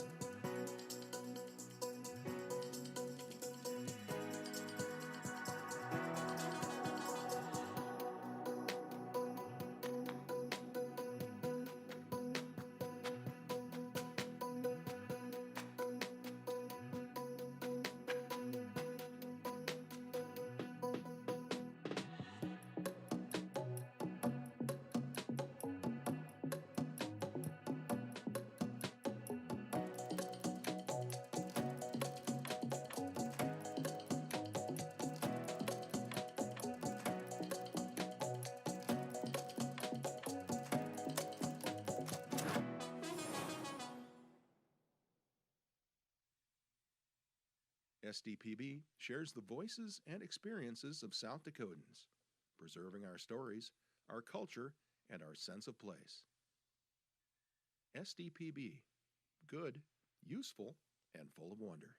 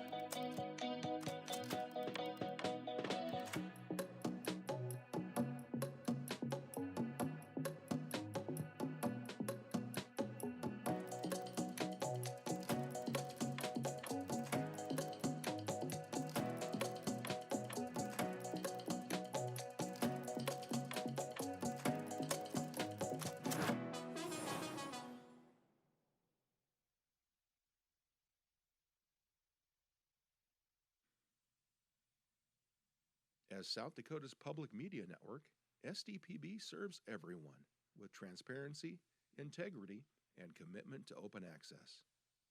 Good, useful, and full of wonder. SDPB.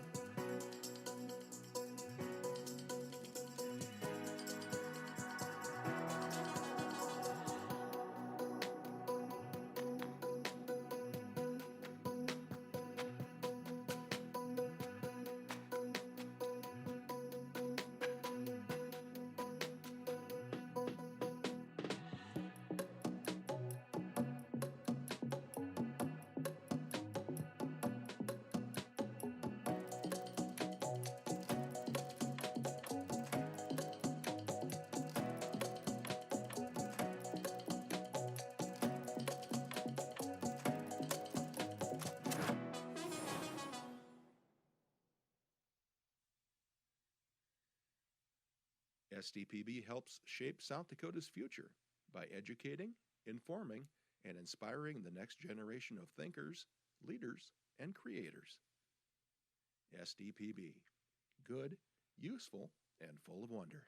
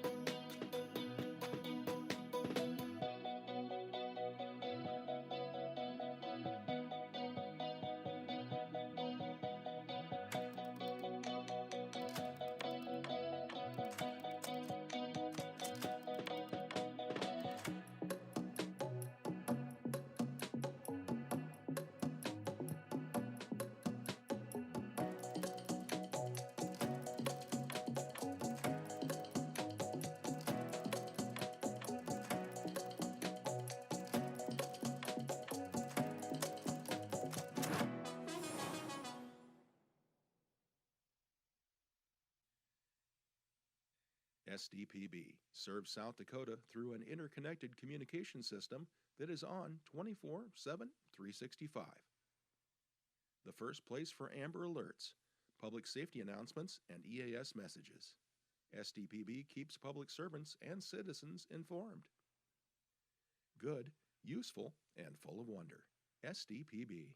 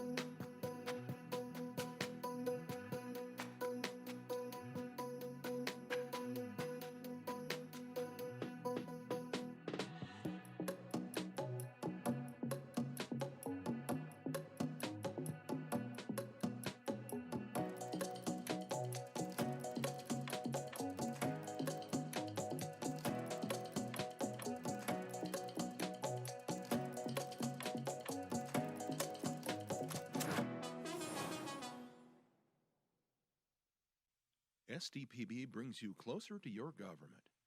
With gavel-to-gavel coverage of the South Dakota legislature and in-depth reporting from Pierre. Good, useful, and full of wonder. SDPB.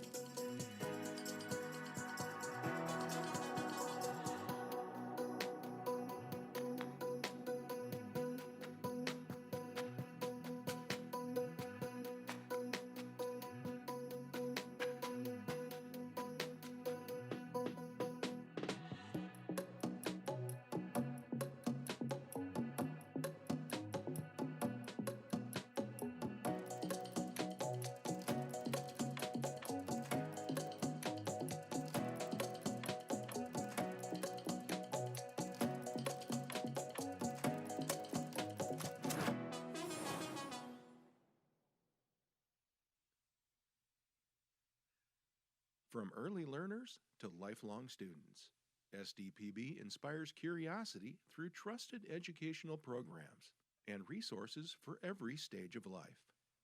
Good, useful, and full of wonder. SDPB.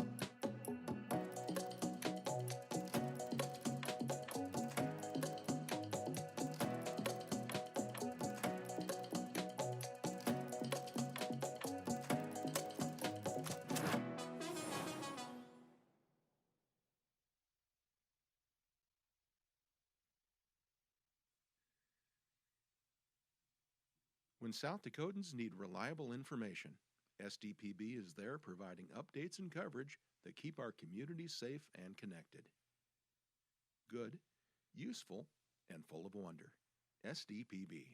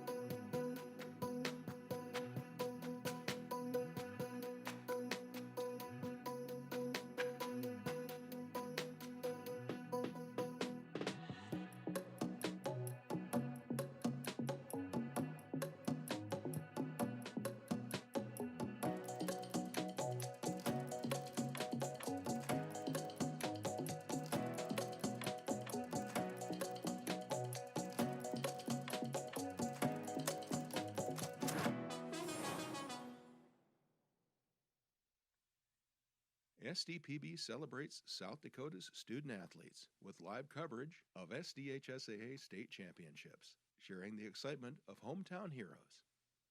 SDPB. Good, useful, and full of wonder.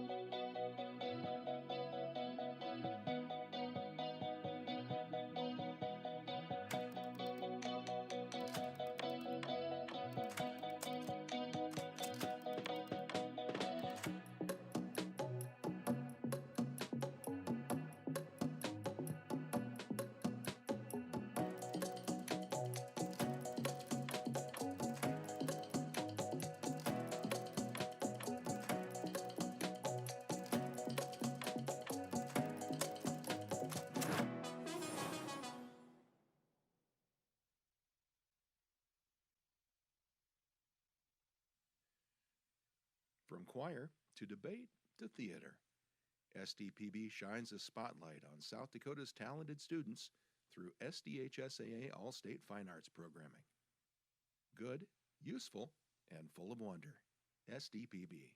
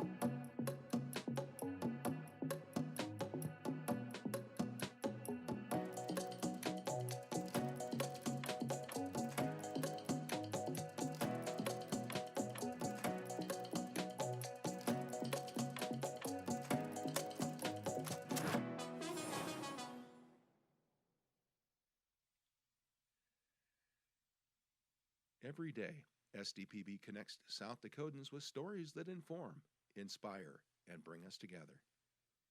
SDPB, good, useful, and full of wonder.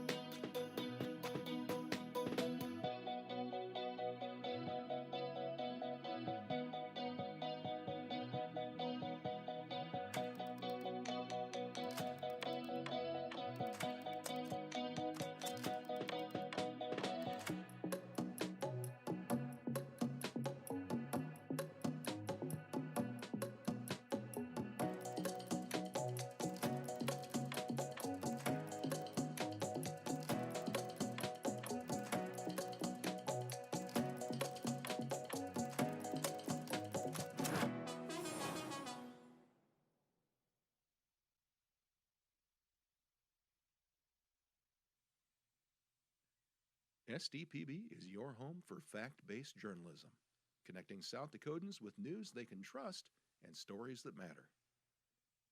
Good, useful, and full of wonder. SDPB.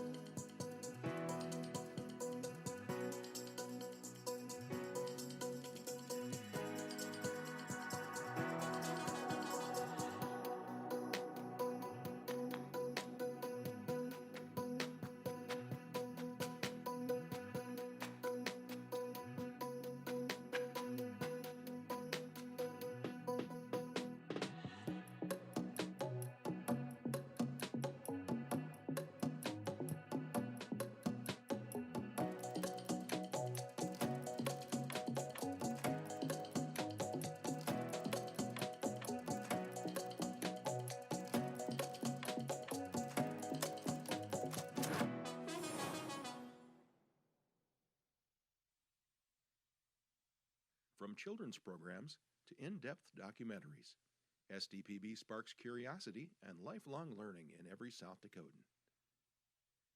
SDPB. Good, useful, and full of wonder.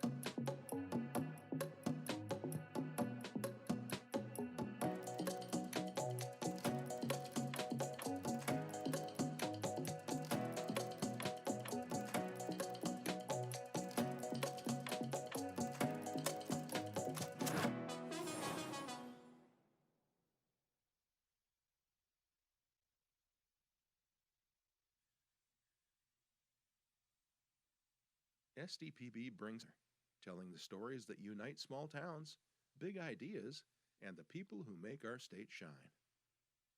Good, useful, and full of wonder. SDPB.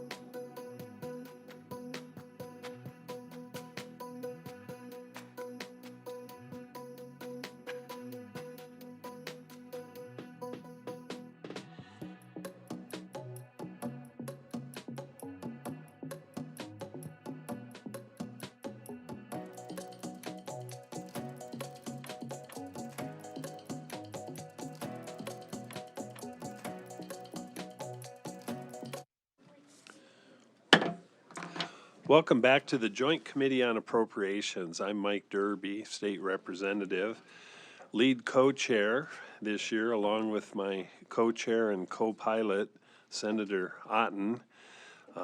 We are about to land this plane. We talked about this all year. We've got our pilots here. Make sure your seat belts are buckled, your tray is in an upright position. We're coming in for landing. And at this time, I'd like to have recognize Senator Otten.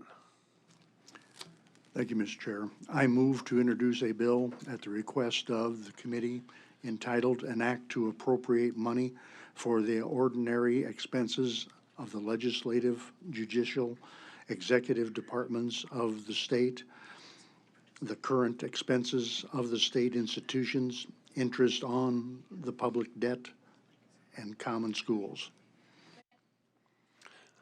Motion by Senator Otten and seconded by Senator Voida. Proponents. Oh, no, we have to act on the motion to introduce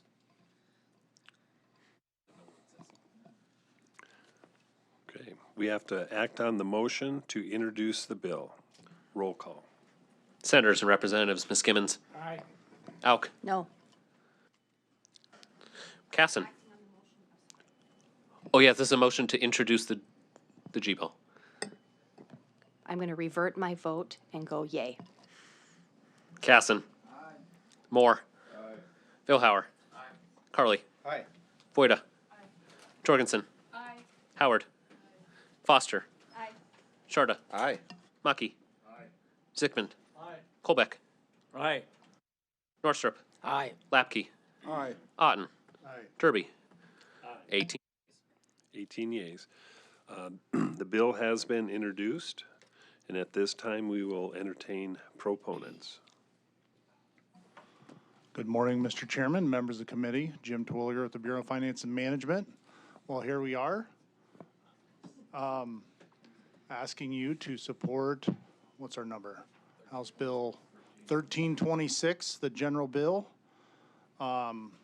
Really is a culmination of all the work that this committee did throughout the legislative session. As you all know, I think everybody knows what's in the bill. Senator Howard. Well, thank you, Mr. Chair. I'm just wondering, is it going to be online soon, or do we get It's it? not out there yet. Yeah. Do we get a copy? Something before we vote on it?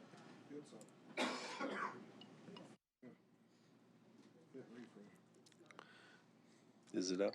The PDF is not online yet. This takes a while for the system to generate the PDF.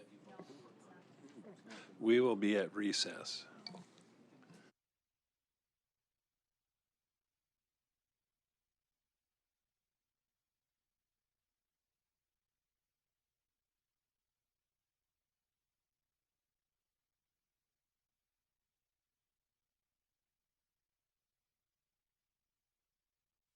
SDPB brings you closer to your government. With gavel-to-gavel coverage of the South Dakota legislature and in-depth reporting from Pierre. Good, useful, and full of wonder. SDPB.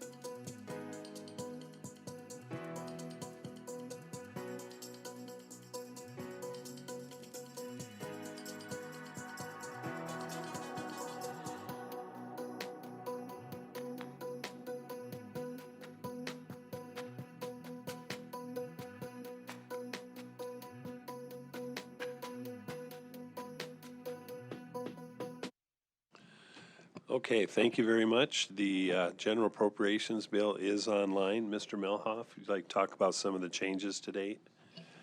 Thank you, Mr. Chair. Jeff Melhoff, your fiscal chief. The general appropriation bill this year, House Bill 1326, will look different than prior years as more intent has been added to the general appropriations bill.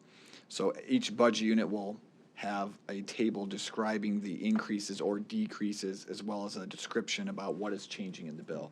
So that is a change this year that is different from prior years. Thank you, Mr. Chair. Very good, thank you. Proponents, Commissioner. Yes, Mr. Chairman, members of the committee, Jim Terwilliger with the Bureau of Finance and Management. And yeah, thanks for pointing out some of the changes in the structure. That really kind of tails on to some of the conversations we had towards the end of the 2025 legislative session. Worked really collaboratively with your staff on that, and so I think that adds a really good element of transparency to the changes in the G bill and the particular budget centers and general bill centers, and I think that is very positive.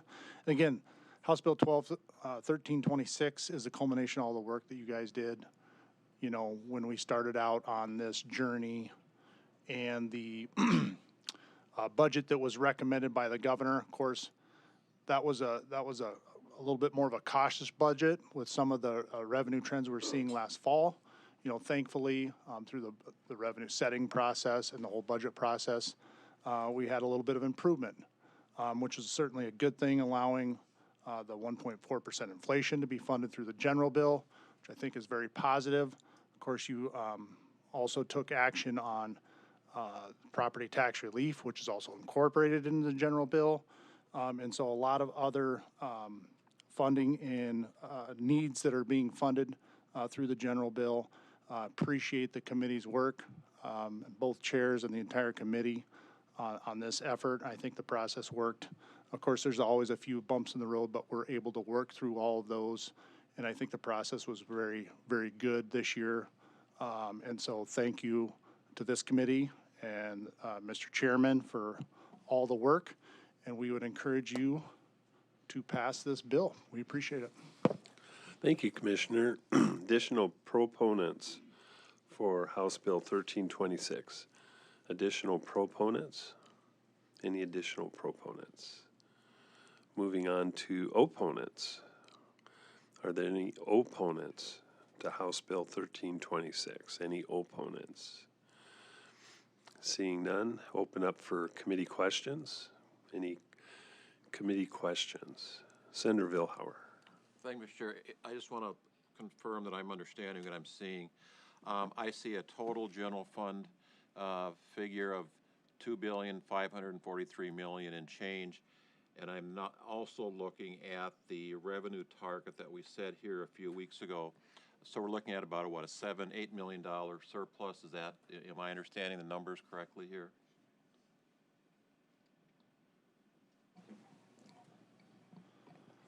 Mr. Chairman. Yes, Commissioner.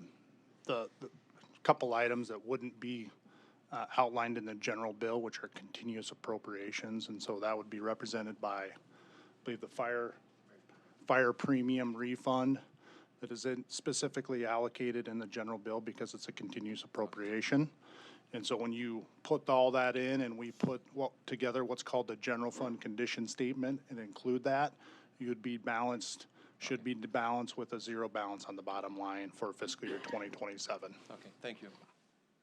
Okay, thank you. Additional questions from the committee? Any additional questions? Senator Howard. Thank you, Mr. Chair. The bill is like 60 pages long. I think I have what I need, but I'm just going to have you confirm. How many FTEs are we increasing by?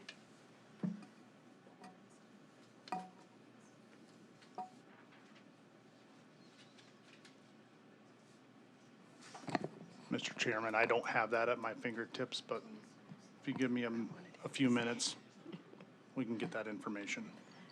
And follow up, Mr. Chair. Commissioner, Mr. Melhoff can answer that. Okay.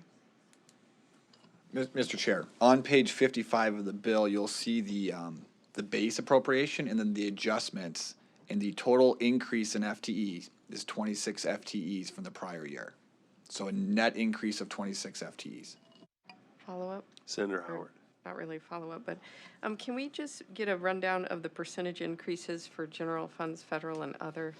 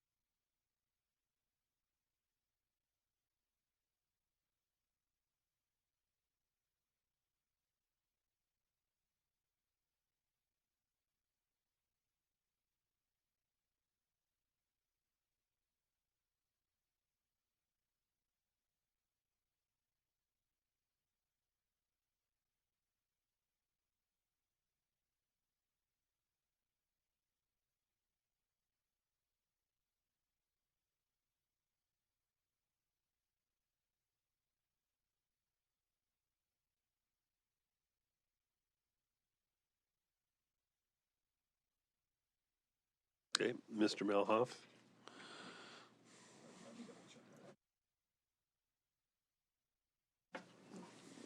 Mr. Chair. Commissioner Terwilliger.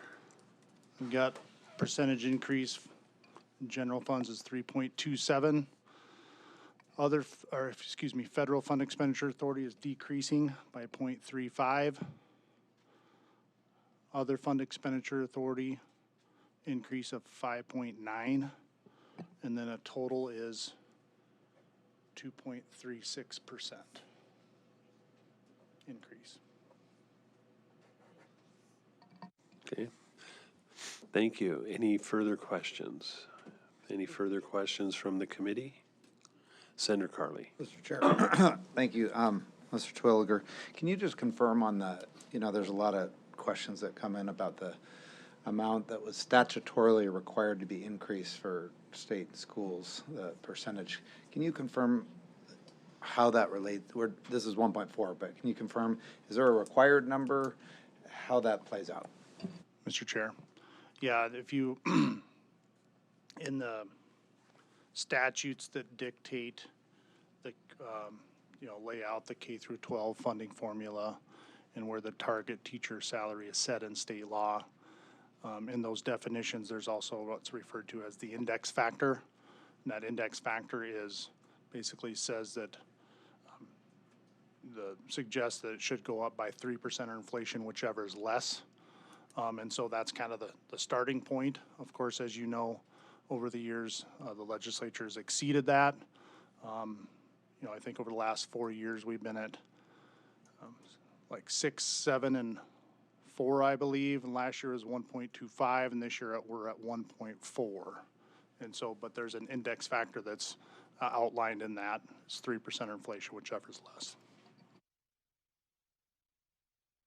Follow up? So we're okay doing 1.4 even with that 3% or index factor or whatever's less? Mr. Chair, on the levy bill, House Bill 1051 that you passed earlier today, it specifically sets the target teacher salary in that place in code and increased it by 1.4% from last year.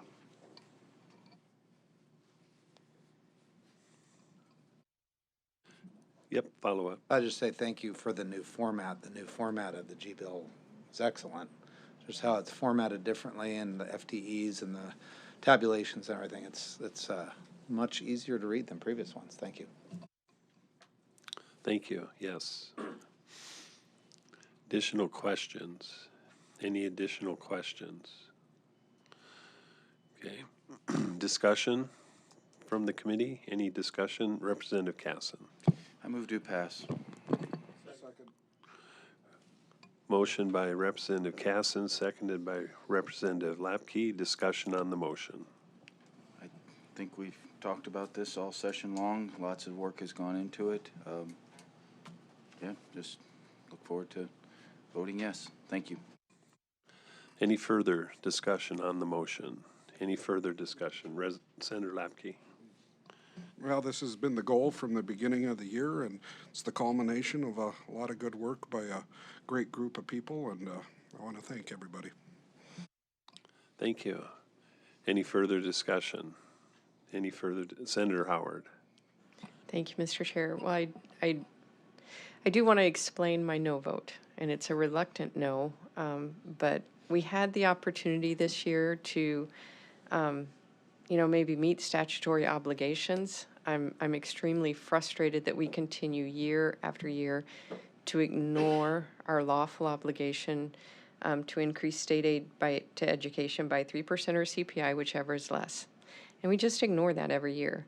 And instead, we increase welfare program spending, and we add all these other additional programs that are new spending programs that we didn't have before. So I just get really frustrated that we aren't even taking care of what we are already lawfully obligated to do, and yet we go out and just keep spending on other things. So we do a lot of good, a lot of things right, but there's still work to be done as far as our spending.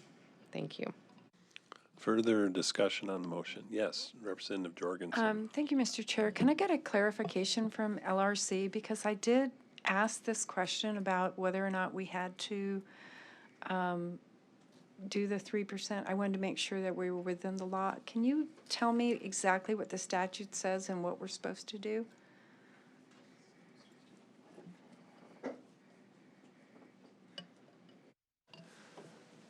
Mr. Chair, Jeff Melhoff, your chief budget analyst. I will make an attempt at it. I don't have the statute in front of me, but what statute says you can't bind a future legislature, right? So if you guys come in and there's not money available, let's say, then how are you going to meet the statutory obligation if there's not money available? That's where the legislature has the ability to come in and say, this year we're going to set it at this. So that's kind of what it amounts to.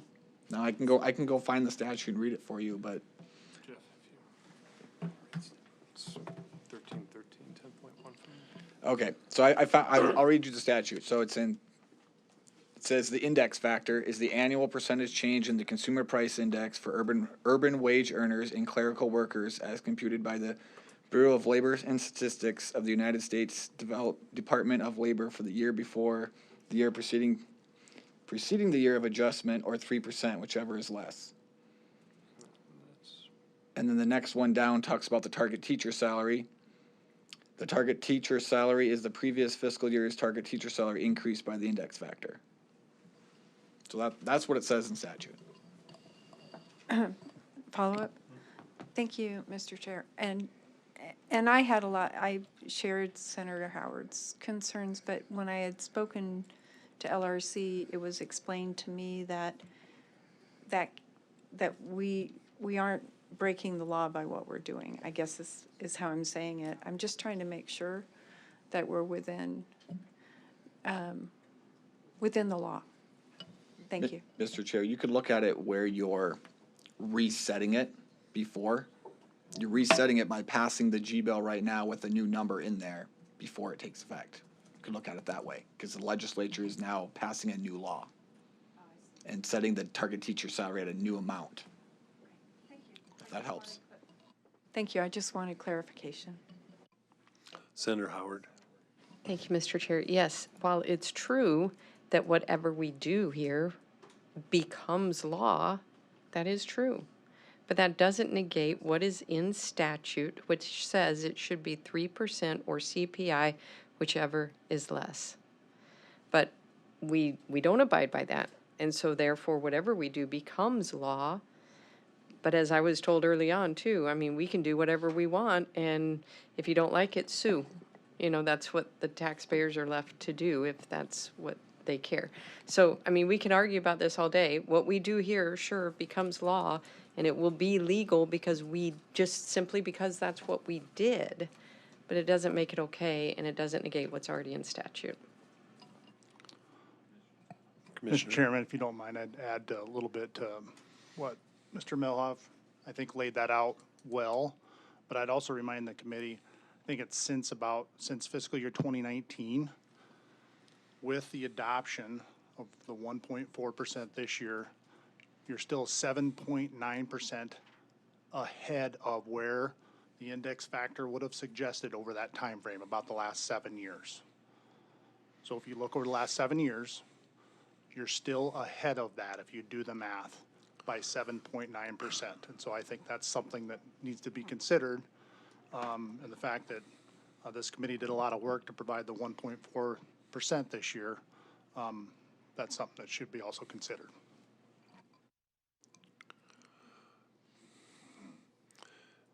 Yes, and I would just have a little follow-up to that is those 3 years where we exceeded the statutory, would you have preferred that we gave less during those years? I mean, that's the question. It works both ways. Further discussion. Senator Howard. And I would say, yes, I've made that argument every year. No matter what it is, I've made that argument every year that we should abide by statute. But the bigger issue, it goes beyond that. It's the fact that we sat here and this body decided to start new spending streams and and we expanded welfare. We created all these new obligations and just ignored the ones we already had. So that's the bigger picture and the bigger issue that I have. Further discussion. Mr. Chair. Representative Mucky. Thank you, Mr. Chair.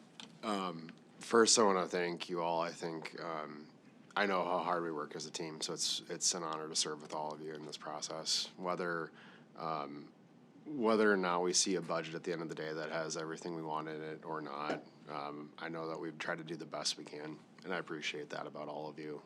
I think the main thing I know that Senator Howard is making a good point on is, you know, I share the concern about meeting our inflationary requirement, particularly when it comes to public education. I know when we talk about the concept of property tax relief, that's probably one of the greatest factors that comes into that conversation. I think particularly when we talked about Medicaid this session, we really tried to figure out with the rebasing of certain provider groups, how do we do this on a regular basis and find ways to make that work? that type of approach yields good outcomes to help our providers make sure we're providing quality care across the state. I'm hopeful as we go forward, and I know that my colleague, Representative Yuri Balk, brought a bill to address that 3% or inflationary factor and bring up the conversation. I think if we can dig into that further, I think we'll find further, especially in that statutory conversation, how do we advocate to meet that requirement going forward and make sure we're getting the most out of that. But knowing the challenges we face this year, especially walking the session with a 0% increase likely with revenue, while there's obviously pangs of disappointment of wanting to get certain things together or find ways to increase, particularly for our schools, I thought we did a great work this session, and I appreciate all of you for your hard work on this. Thank you, Mr. Chair. Thank you. Senator Carly. Thank you, Mr. Chair. I'll be brief for sake of time, but I just want to point out that while I do really appreciate some of the good elements that are put into the budget, I do want to explain why I'll be voting against the final budget, even though I suspect it will pass by a majority. So I have 5 short reasons. One is the Republican platform. So our platform indicates limited government. And while I remain thankful for some of the FTE budget authority that was reduced this year, this budget is increasing the size of government by growing the number of FTEs. We heard it was 26 compared to last year, and increasing the monetary size and expenses around 100 million, 80 million. Second, transparency. It became clear with at least 2 departments we are aware of that there's a lack of transparency and frankness in budgets that have been reallocated. And despite identifying this, we did not make any substantive changes on one or more of the review for the next year, and we're allowing these misappropriations. Number 3, added expenses. Despite our previous governor wanting to make millions of dollars of cuts in a public broadcast platform that has content that conveys values that are opposite most of those of our citizens, we won't refuse to provide an increased funding of $300,000 more, even though in their words they could operate without it. Number 4, inability to cut expenses. Despite no surprises and factual and standards-based budgeting, we were unable to reduce a department's budget by $100,000 pegged to an analyzed fixed value.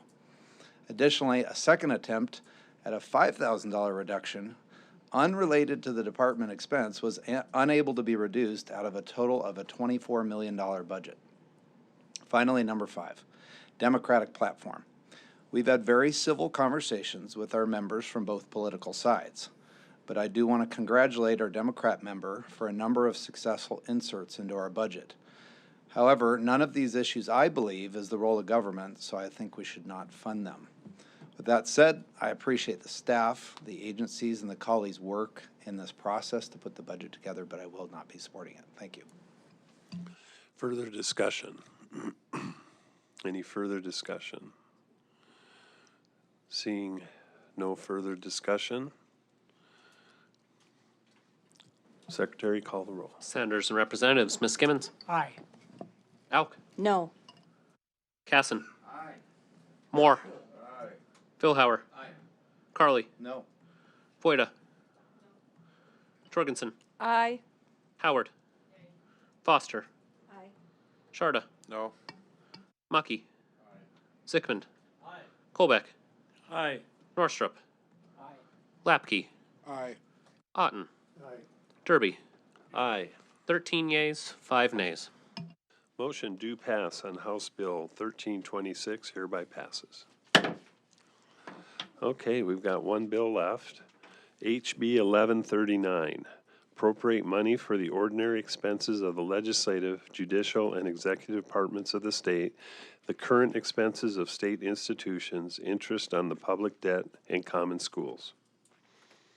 Mr. Chair, Senator Lapke. I move to table 1139. Motion to table by Senator Lapke, seconded by Representative Casson. That is a non-debatable motion.